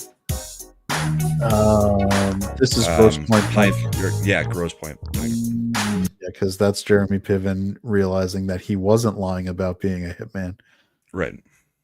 I really enjoyed this movie when it came out. I enjoyed almost all Cusack movies back when they came out until I found out that he's a psychopathic idiot leftist. I liked Serendipity. I like Gross Point Blank. We don't want to find out anything about John Cusack, okay? Because I actually like his. 1603 was it 1603? No, 1403. 1408. 1408. High Fidelity was okay. Or is it 1508? It's 1408. 1408. Yeah, that was one of my. I mean, that's still one of my favorite horror thriller movies ever. Its ending is so creepy too. And there's multiple endings, I think, because I've seen at least two different endings that they did for that movie. And 70s High Fidelity is classic. I love the part where he fantasizes and sees Bruce Springsteen, and it's like it was super cathartic to talk to my ex-girlfriend and find out why we broke up. And he's like, maybe if I call everyone, we'll all get closure. And he's like, maybe the girls will, but you will, so let's do it. The original novel is great. If you've ever read the original novel, it's fantastic. Yeah, they did. It's thing? by Nick Hornsby. He's the same guy who did Fever Pitch. Yeah, he's great writer. And About a Boy. Yeah. Oh, this is Game Night, which is a fun movie. Yeah, copied good advice. Never find out about your celebrity favorites. It's like don't meet your heroes. It's hard not to with Twitter nowadays. That's why I appreciate the celebrities who just stay off of social media, because I'm sure they don't agree with me, or who stay neutral, like Bill Shatner. Shatner is like, nope, don't bring politics anywhere near me. I don't want to talk about it. I don't want to hear about it. I think Shatner's slightly more right than neutral because he makes fun of people a lot that are wokey. But it's Canadian right. It's not American right. And I can't tell because, I mean, his character for Boston Legal, kind of skews my judgment on Shatner. This was one of the best line deliveries. It was Jesse Plimpton. And it was when he was the neighbor, and they're coming in with 3 bags of Tostitos scoops, and he's like, "Are you hosting another game night?" And he's like, "Because I see you have 3 bags of Frito-Lay Tostitos scoops." And he's like, "No," it was Jason Bateman was like, "No, they were doing a buy one get 3 free." And he's like, "How is it possible for them to make a profit doing that?" They just put mostly air in the bags. It was great. There's like at the end of the movie when they cut to like his serial killer board where he's like there was a letter he wrote to the Frito-Lay company. It was like, "No, we do not offer a buy one get 3 free deal." And he had like circled it. Bad Take says there were 3 endings to 1408. Oh, there were 3. Interesting. So it's like Clue from times past. See, the one that I think is on the official movie, the official ending, right, is where he goes home and his wife finds the recording. The recording, presses play, and finds out that it's all real. And the daughter was you hear the daughter's voice. And then she's proving like that it was all real. Yeah, and he sees her seeing it, and it was freaky. Yeah, that's the sad ending. Brother Bear. Yes, Brother Bear. How the fuck did you pull Brother Bear, bro? I think the kids watched it a few times. I've never seen it. Yeah. And there's 3 bears on the screen. Oh, yeah.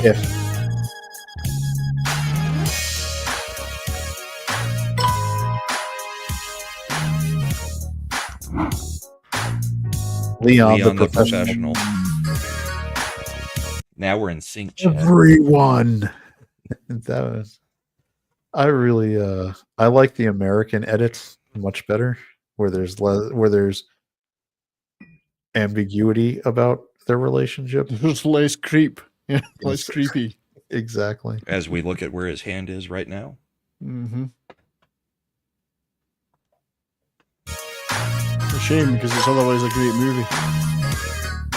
Gary Oldman's performance is epic in that movie.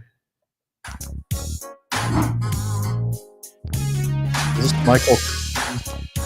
I know it's a Clooney lawyer movie, but there's like umpteen of those.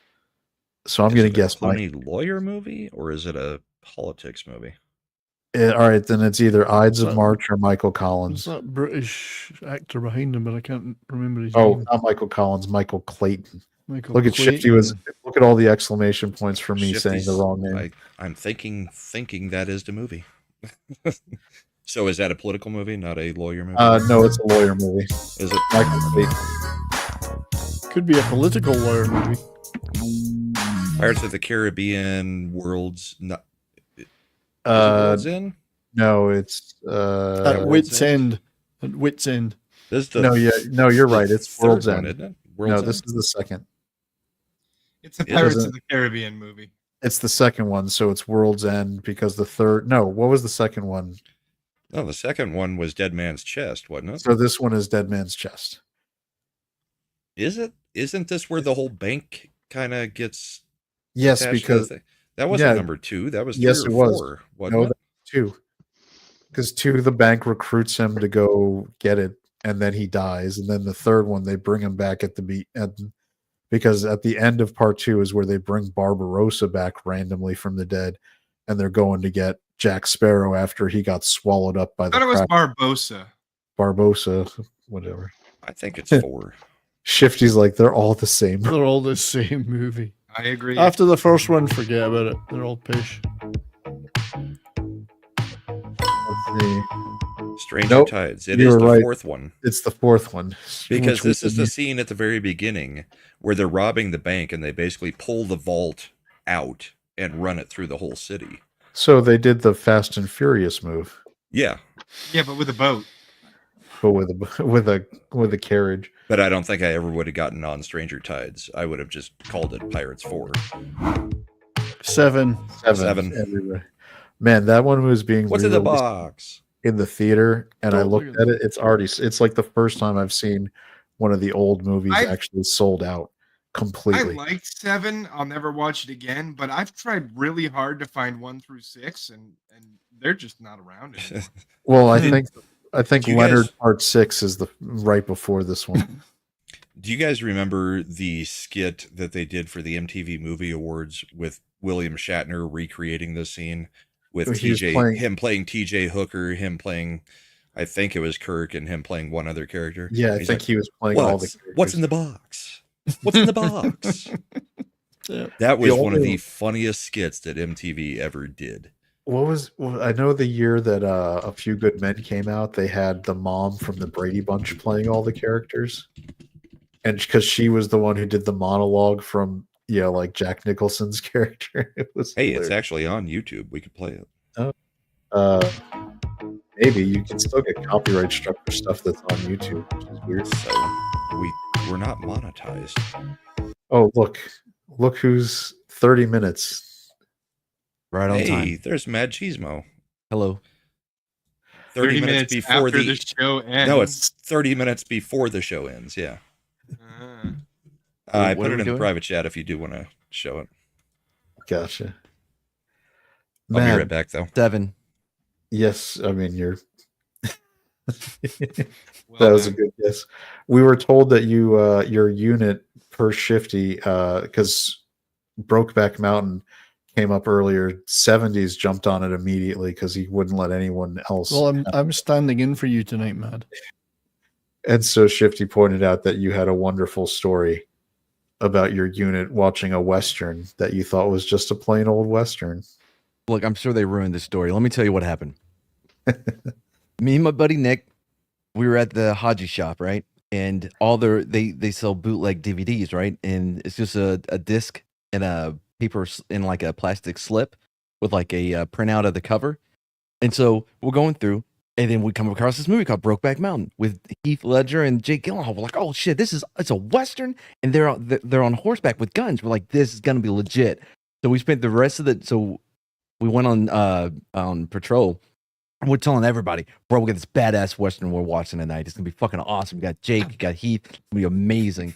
So everybody's pumped up. We go into Nick's room because he had the biggest TV, and we're all cuddled up on the couch, which was really a love seat because this wasn't enough room. So cuddled up on the couch, like bros do, because there wasn't a lot of room, right? Anyway, right, yeah. Anyway, thighs were hey, touching. Bro, pull up that armrest and snuggle up to me, man. Thighs were touching. I didn't the arms rest. Anyway, so we're watching it, and as we're watching it, you could feel people starting to get uncomfortable. And somebody was like, "What kind of Western takes place in the '80s?" And we're like, Rhinestone Cowboy, Cowboy No Up, Country for Old Men." Yeah, this is way before then. Cowboy Up, yep. All right, cool. We're back in. And then there was that weird time where they're fighting down the hill or whatever, and you could feel the undertones and you feel people starting to get space between you and them as it goes on. Matt is like Brokeback Mountain is like me as a streamer. You feel it, dude. So then the tent scene. I forgot who's inside, who's out. I think Heath is in. Tent? Oh, mad. So he goes, you can come in here if you want. It's a lot warmer, with his like Sling Blade voice he was doing for the movie. And somebody, I don't know who, somebody was like, it would be a lot warmer in the tent. We're like, yep, makes sense. Tracking. And this was bootleg. We couldn't really see anything because it was dark. All we heard was somebody spit in their hand, a belt buckle fly off, and we turned it off. It turned the lights on. Well, you're right. It was badass. We were like, oh man, I gotta go clean my weapon, like my literal weapon. I had to go lube it up, so I gotta go. And for I don't know, a week, we couldn't look at each other like in the eye. We kind of put our head down. I hope none of your platoon mates said, "Mad, hold on, I can't quit you, bro." We never got to that part. We turned it off. Oh, I'm sure you didn't go back and watch it privately. No, I didn't. I think. All right, you ready? So we get one frame of a movie. We get to just guess what it is. 7. Mad should do a show explaining the plot to movies being as gay as possible. Bros on film. Pulp Fiction. Pulp Fiction. Send in the wolf. That's all you had to say.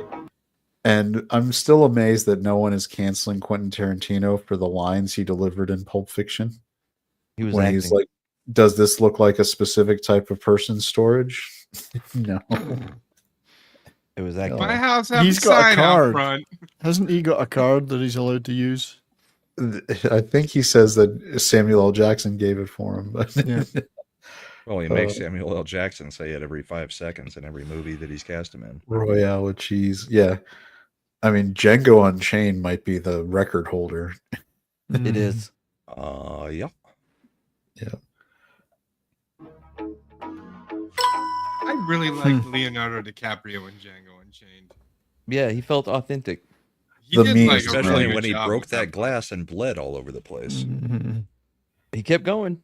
I just realized that all the DiCaprio memes come from movies he did with Tarantino, which is great. Well, Tarantino makes very memeable movies. It's Cusack. Bullets Over Broadway. Is that yeah? Could Yeah, it's Woody Allen. Film. Yep, that's right. Yep. Cusack again. How many Take your Cusacks have we had tonight? 2. Only 2. It feels like more than that. Anger management. Anger management. That's like the forgotten Sandler movie. It's not bad. It's not that great. It's still pretty funny. Okay. When he gets in the fight with the John C. Reilly Buddhist monk, it's pretty funny. It's not bad. Did y'all hear that Leo had problems saying the N-word till Sam Jackson said, "Say the word, mother effer. It's just another Tuesday, damn it." Oh my God, Krista That was Allen. Leo just acting like he had a problem with saying it. Krista Allen was one of the girls I really had a crush on because she was in Liar Liar, right? You remember Brahma in the scene, like this scene specifically, it was in the trailer. Elevator scene? Yeah, where she was like, "Everyone's been really nice to me today." That's because you have a giant. You have a giant. I don't know why he was like, "Remember that, Brahma?" As if the rest of us have no chance of ever seeing Liar Liar. I'm trying because to he knows of my love lore for that knockers. we're trying to reinforce lore, and that Brahma is, a big fan of the giant knockers. Because I know that you. That's usually right. Go, Yes, I remember. You go ew when you talk about that stuff. No, Yeah. I remember the story about Brahma getting in trouble. Was that on air or was that off air that you told us that? What? I think that was an off-air one. Man. Was it off? I'll leave it off. Yeah, Jennifer Tilly did have does still have a great pair of knockers. She's a professional poker player, mostly because of her boobs. People get so mesmerized looking at her boobs that they don't even pay attention. Well, plus she has cues. They are magnificent. They are magnificent. She's got that weird voice too, though. That's why they use her as Bonnie on Family Guy. Kind of like the chick who was in Mallrats that Kevin Smith uses over and over. Joey Lauren Adams. Yeah. Yeah, I saw her in something not too long ago. She was she was his girlfriend for a while. Was she? Yeah. Chasing Amy was about him dating Joey Lauren Adams and having issues with her status versus his body count. I guess they call it body count now. Finger cuffs. Which is weird because he made that movie after they broke up and he still cast her as the lead. I'm sure that wasn't awkward at all. Is this Drag Me to Hell? If it is, then you're probably the only one who You saw might it. be the only one that's seen it. No one else saw that? It's a really I've good seen horror it. movie. Yeah, it's good. I just don't know if this is it. I only know because that actress has only did like 3 movies seemingly before she got like relegated. And one of them was with Nick Cage, like the Matchstick Men. And then she did this one, Drag That Me was to a Ridley Hell. Scott, wasn't it? Matchstick Man. I think so. Yeah, I think I it love was. how since we've started talking about boobs, Boobs. all women commentary has disappeared from the chat. No, it is not Emma Roberts. It was the pre-Emma Roberts. And then Emma Roberts got all her roles. Harold and Kumar. Harold and Kumar. Go to White Castle. Is it One. White Castle? Yeah. Or is it? Yeah. Yeah. Oh, Bad Take Bojan is back to chat. So the ambience kicking in, so she'll start sharing good takes, thoughts on things, probably. And the last time Davina and Copied said No anything, Country for Old Men. No Country for Old Men. Last time Davina and Copied said anything was during Mad Story, uncuddled and as boys do. Yeah, Copied is back laughing, so that's good. This was a good one. This was the Coen brothers, right? Yeah, that's great. Yeah. That's a brilliant movie. Oops, life.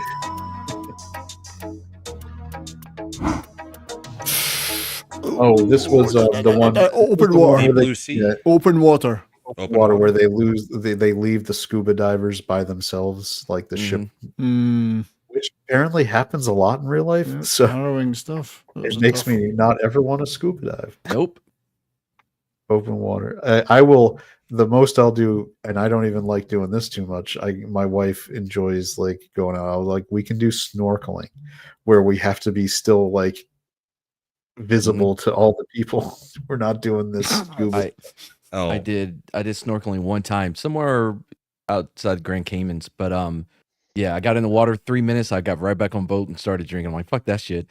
Got salt water in my mouth. I was done. That's what happened to me. My wife, she's like, let's go snorkeling. First time she's ever been to the ocean, right? Let's go snorkeling. Okay. I've been to the ocean many times. I'm used to the waves. I'm used to the sudden drop off, where the beach just kind of ends and then boom, you're in actual water. And shelf. She's never been out there. So like we're swimming, we get close to the edge and she just grabs both of my feet. Oh, she tried to murder I you. can't continue to swim while you're holding my feet. You must let go.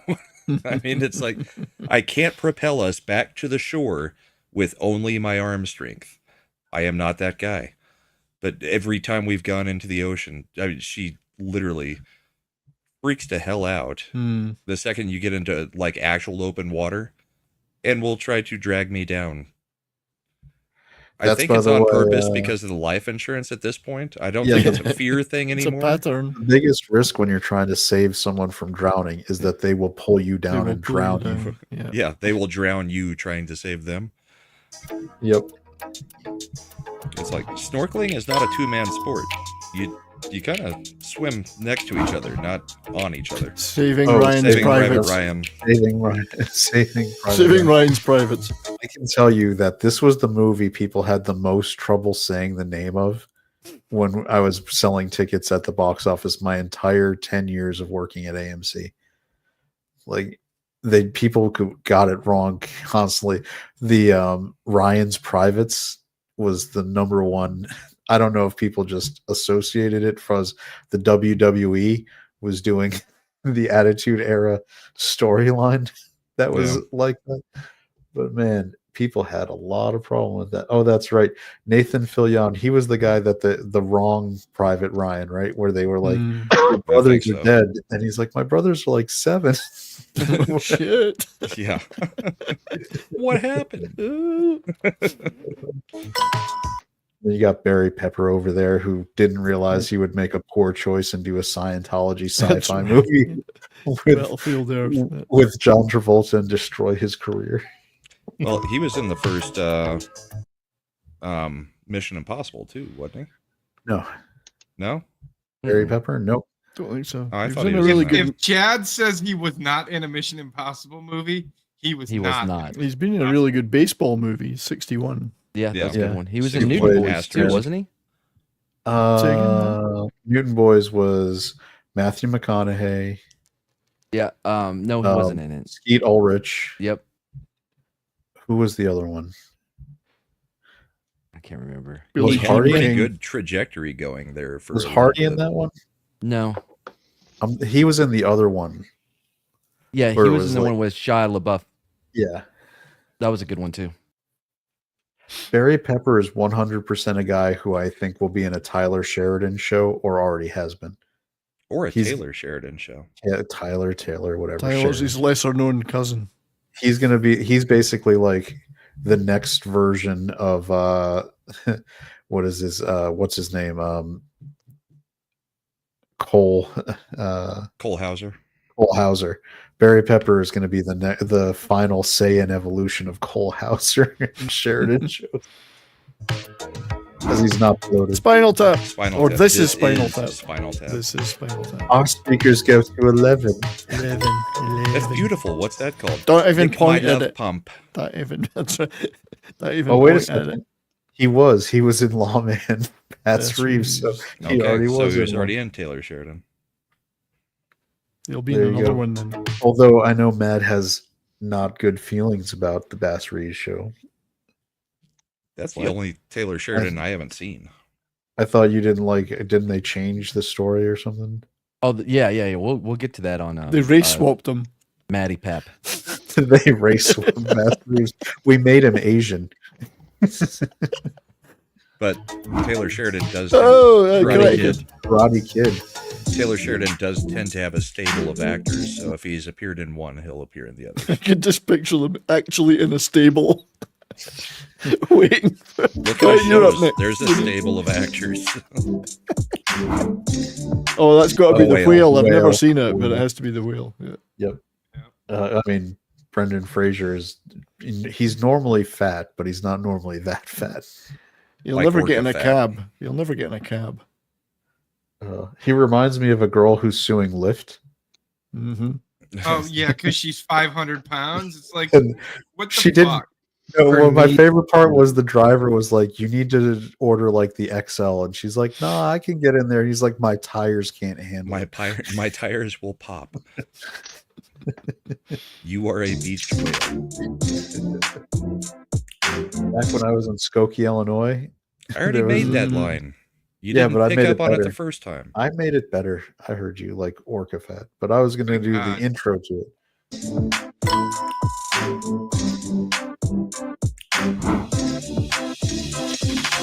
Jesus. All right, so that's Gyllenhaal, but I don't know what she was in Maggie with. Gyllenhaal. Maggie What was the one where he Gyllenhaal. got divorced and put all his stuff in the front yard? Oh, maybe that's it. No, this isn't the one where he was divorced and put No, on. this is about a writer. Stranger Than Fiction. Isn't this? Yeah, that's Oh it. yeah. Okay.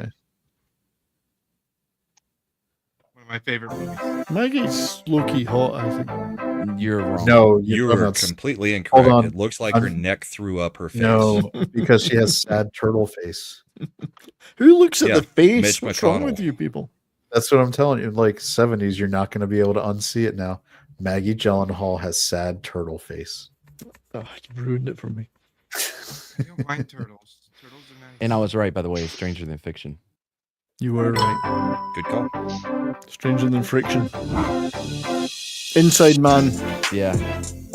Spike Lee. Yeah, We can turn that music the fuck off. right. It's in the thing. Am I alone on that? Yeah, that would No, help. it's fine with me. Oh, this The is River Wild. No, no, this Deliverance. Deliverance. Deliverance. Man, you Ned Beatty, I'm going to make you squeal like Oh, a wait. pig. I guess remember the front yard thing was everything must go. I guess remember Okay. that. Was that Burt? Oh, sorry, wait. Reynolds, Ned Beatty, John John Voight. Voight, and who was the last And one? the other guy. The Like- other one. We had guys like all these guys had epic Hollywood careers except the other guy. I'm just Who gonna was the say other that Mad missed our whole Gotta show. look that up. Then he Ned came Beatty in. had a Then he Hollywood stole career. the one movie that I actually knew.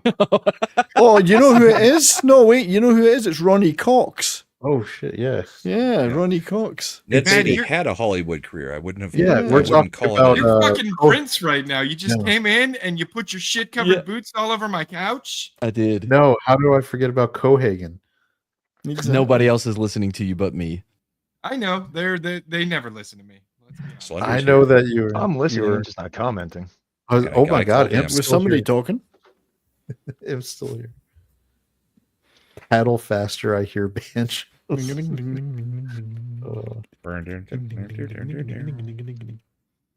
You know, it's funny that in Part of the 70s, reason like they at this, might not be listening to me is because my Microsoft System sound dropped from 80 to 24 during this stream. oh Jesus, that's Well, crazy. you keep Just like going our in and out. IQs.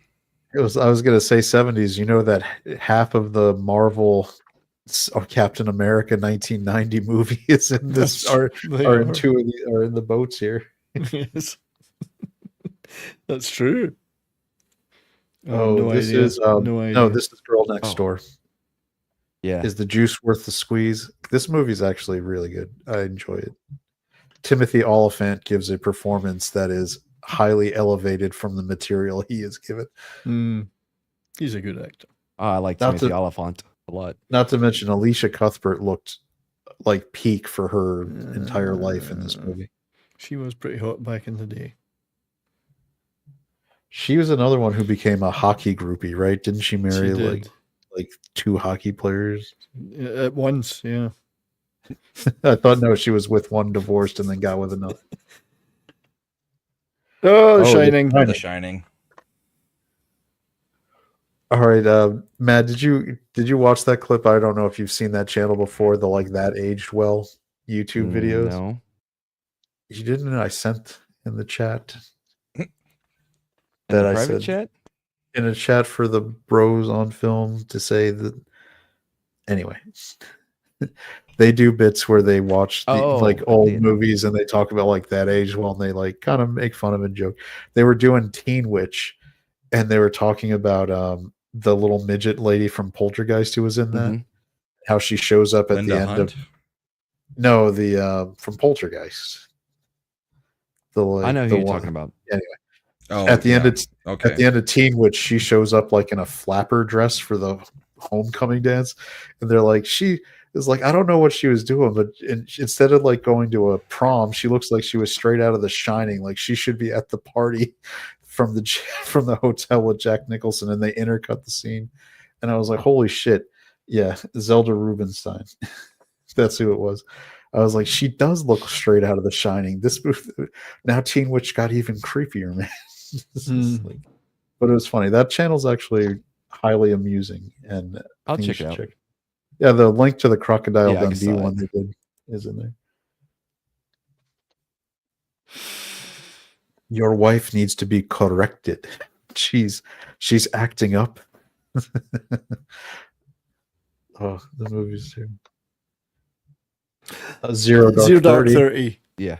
As featured in Mads, this is the smartest woman who's ever been put on film video. Allah Akbar. I'm getting the fuck out of here. I'm running as far away from the blast radius as I can get. It's the first time I've ever related to a female character. Oh, this is Solo. Han Solo. This is the gay thing where they haven't never seen it. Chewie. Yeah, I never saw it. Never saw it. Oh, it's a Mission Impossible, but I don't know which one. This Fallout. Fallout. Because he's about to fight Henry Cavill. That's the best, probably the best. Because he's about to fall out. Nuclear Things are falling out everywhere. You know, you big talk, Slender, because you've never seen a Mission Impossible movie, but they are good. Some of them are, Most yes. of them. There's only one that isn't. It was part 2. No, that last one. Second one's the worst. No, the last one was fine. It was good. It was fine, or was it good? You're gonna get mad going. The last one was fine. It was acceptable. a good movie.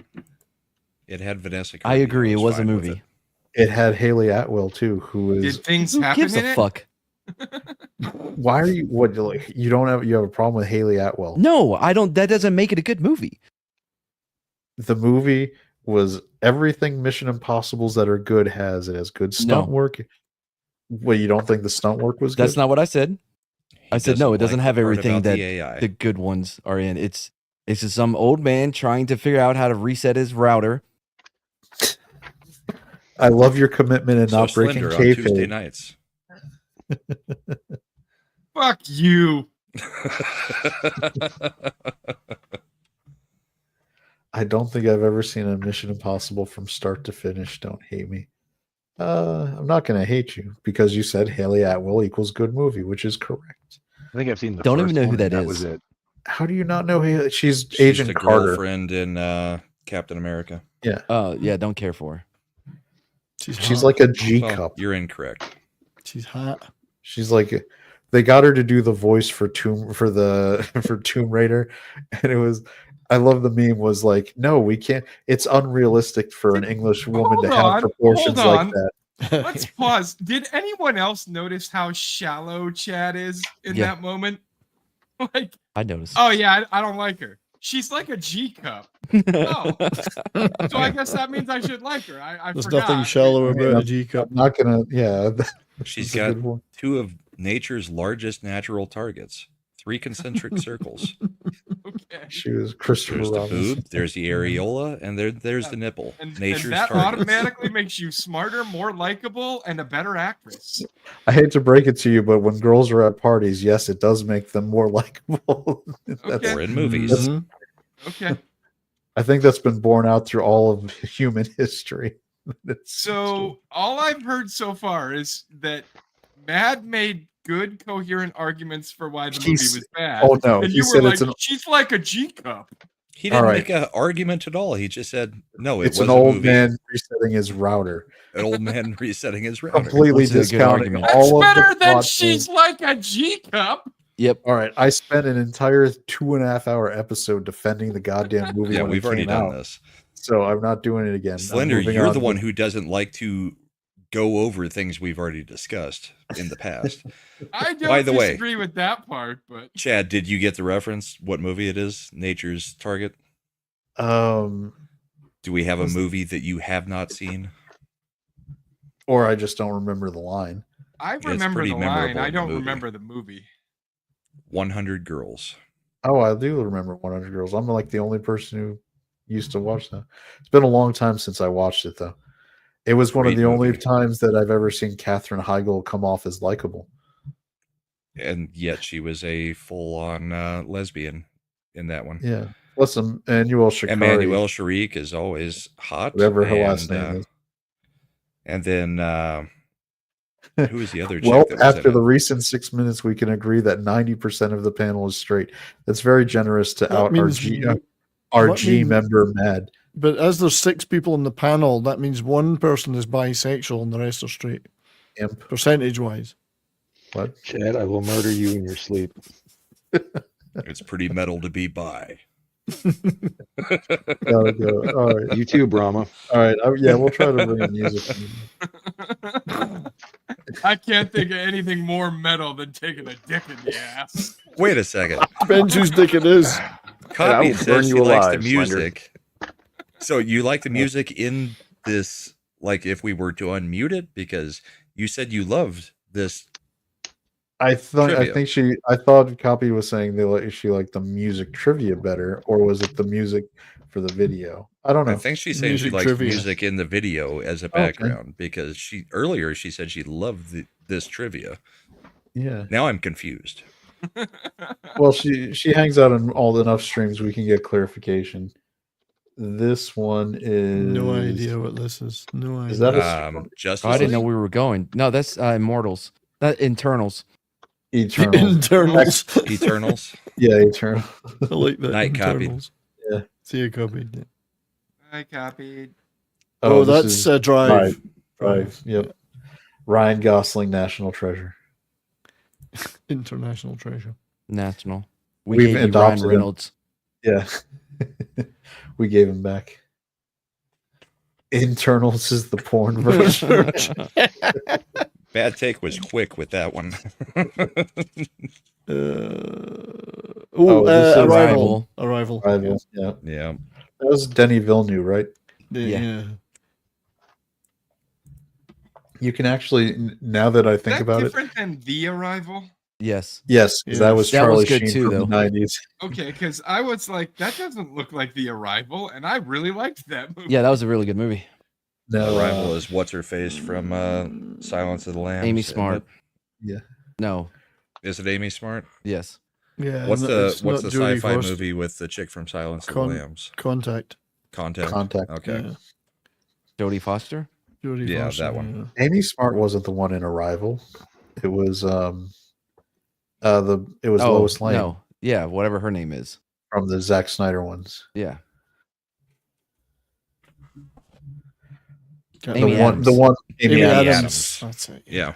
But I was like, now that just looking at it, the screen, I can see a lot of the same aesthetic as Dune, like in this movie now.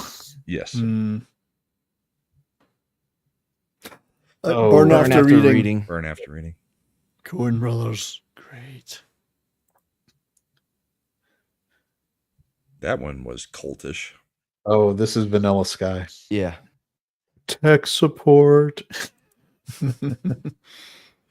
I did love Kurt Russell's reaction in this. Kurt Russell's reaction when he finds out he's not real is the best, one of the best things ever.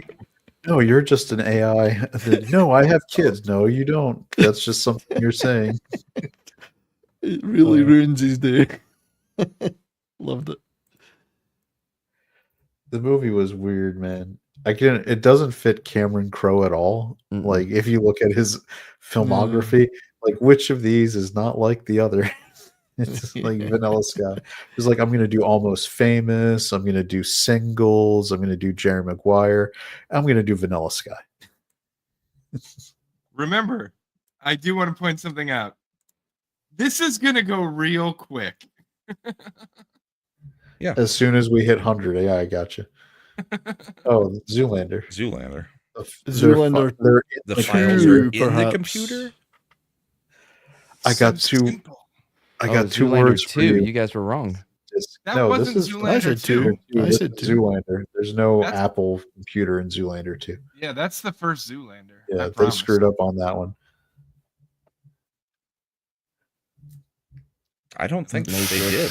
This is Reloaded. It's Reloaded. No, It's yeah, Reloaded. Matrix Reloaded, because that's the beginning sequence. Yeah. Night, Eric. Still pissed. Yeah, it is. You're right. Captain America. Winter. No, this is Cracker. This is Civil War. Civil War. Yeah, because Black Panther and Winter Soldier are in it. Yeah.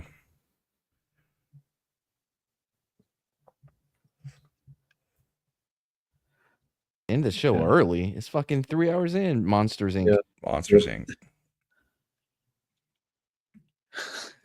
He's anticipating that even before we had 100, Slender's just going to end it randomly. That's American If I was graffiti. gonna- American graffiti. Yep. Mm-hmm.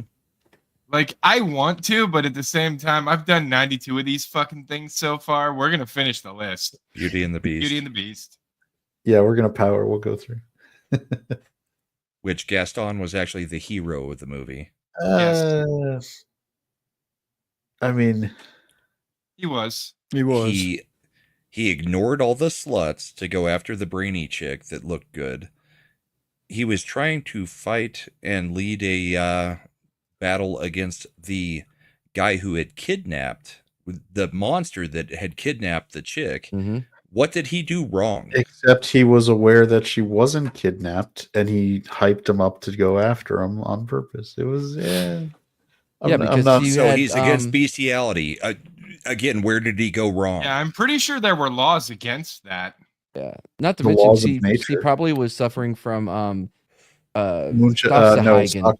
Stockholm syndrome. Syndrome. Bestiality's best, And he's boys. obviously the hunter in the village. That Soul Assassin is pointing out the other fact where he was responsible for having her dad committed, knowing he wasn't insane. No, but he was interfering with an official, like a federal investigation. Yeah. Gaston is too vain. If he was too vain, he'd have been banging the sluts. Like, Beast threw her dad in jail. No, Beast let him go, but the person who got him. Yes, committed- after she traded places with him. Look, we're semantics, but And then the her one who dad got got him committed for obviously sounding like a psychopath, saying I there was guess some so. crazy Exactly. monster. Anyone would have committed him in that situation. I It's the agree. right Gaston call. is the hero. All right, they're all. If we can friends, agree they're that all Ginny assholes. is a villain, we can agree that Gaston is a So, hero. Yes. I don't know if you can. All right, Jenny is clearly the villain because she gave Forrest an AIDS baby. Well, I mean, there's Yeah. a lot of things she did. That's just one of them. That was just one of them. I hope Forrest went out and got tested. By the way, You know it he wouldn't didn't. have mattered at that time, unless you were Magic Johnson. that's true. We're arguing more about Beauty and the Beast than almost any other movie. We I'm didn't just argue as making a much. point. Gaston was not a villain, Nope. and they made him out to be a villain. Fargo. Fargo, yeah, that's great. When she's running away More and runs Coen right into the brothers. tree. More Coens. So you had sex with the little guy, did you? Yeah. Funny little guy. Man, was it Strohmeyer? He's such a great Peter character actor. Stormare. Do you Is that your little friend in the wood chipper out there? Do you remember the Volkswagen commercials that he did? Oh yeah, they were good. What time is it? It's time to unpimp the auto. And then he hits the button and the car goes on a sling that the guy's had completely pimped up. And he's like, VW. Now, was that before or after Big Lebowski? Well, after. I think it was after. I think after. So he got that role probably based on being the German nihilist. Yeah, the nihilist. Yeah. Speaking, we cut off your Johnson. At least they have an ethos. What was the Say name what of you that want band? about the tenets of National Socialism. At least that's an ethos. What was the name of the band again? That's German. In Rammstein? No. Oh God, I even did a whole bloody I can't stream remember of in Big Lebowski. It was funny though. It was a Kraftwerk reference, the band name, but anyway. The German nihilist. The dream band. sequence with them all having scissors to cut off his Johnson. This one is Doctor War. Strange. No, Infinity War. Infinity.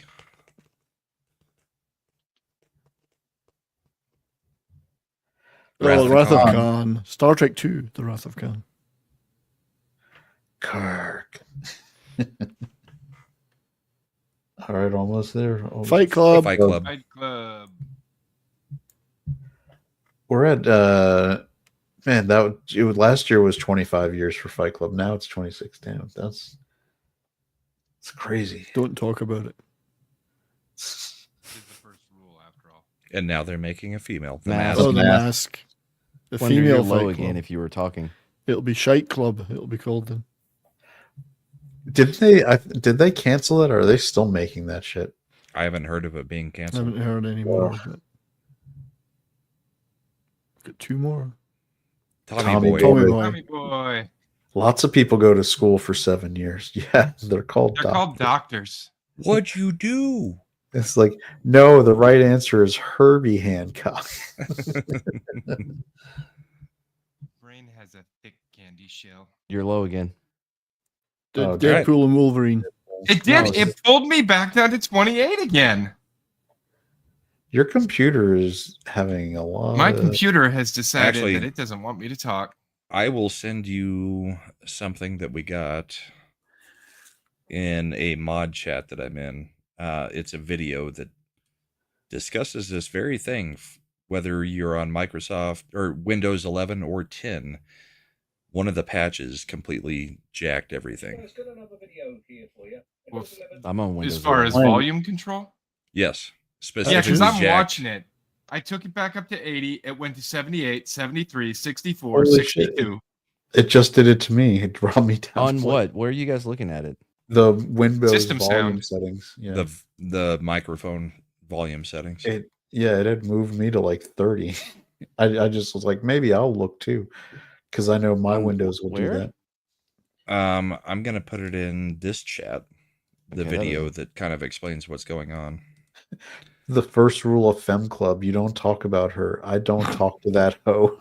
And then immediately the hoe goes out and spreads all the word to everybody. Down at the bottom where the little speaker symbol is, if you right click, and go to like the more sound settings, you should be able to... that's only for you as a StreamYard.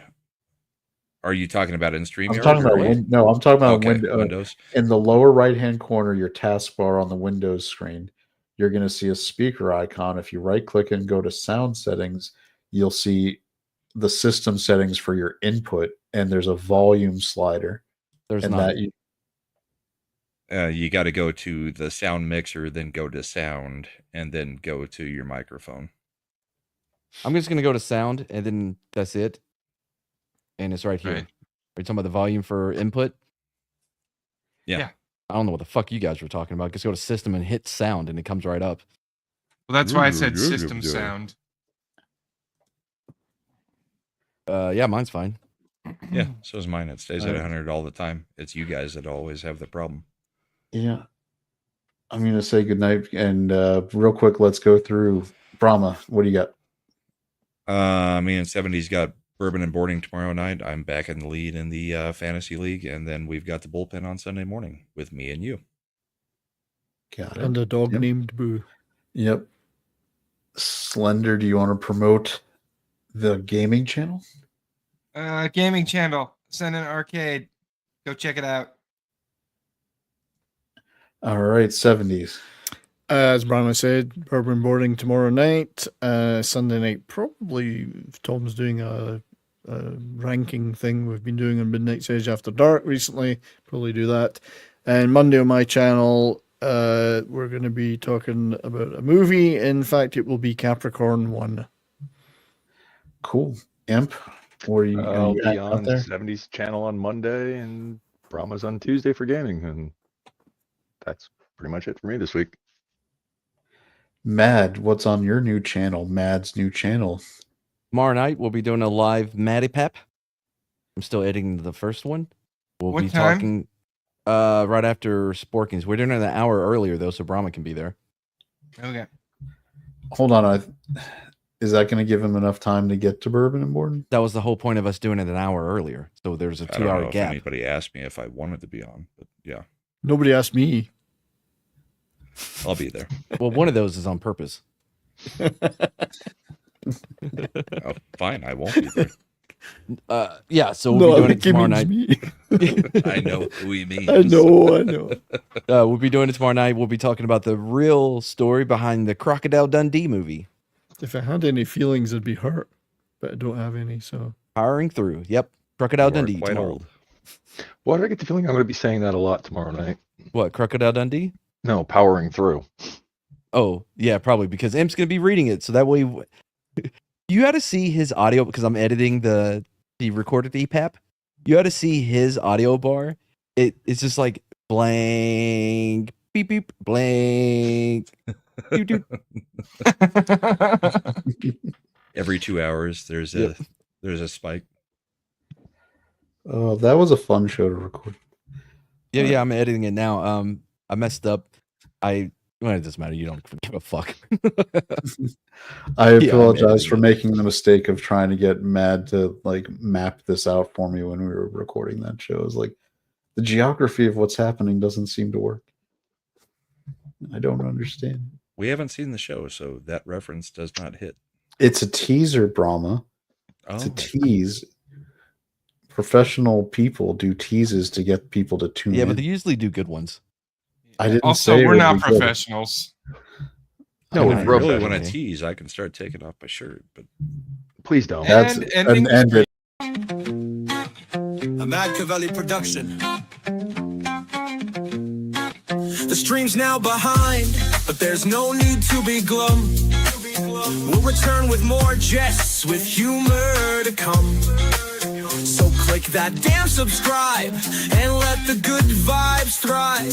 For the next grand stream, we'll surely jive. Ascend and I, we've charted the spree with synapses sparking, hilarity you can't believe. You've brought your joy, so now you must go.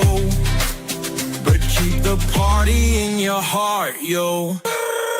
Keep the giggles, keep the banter, keep the screens delight. Until our next stream, keep the fun in sight. In this virtual voyage where streams do end, remember with Ascend and Art, we'll always fucking ascend. Oops, we forgot about Imp, he's bound to reappear. With chaos in his wake, all we can do is persevere. Are you happy now, Imp?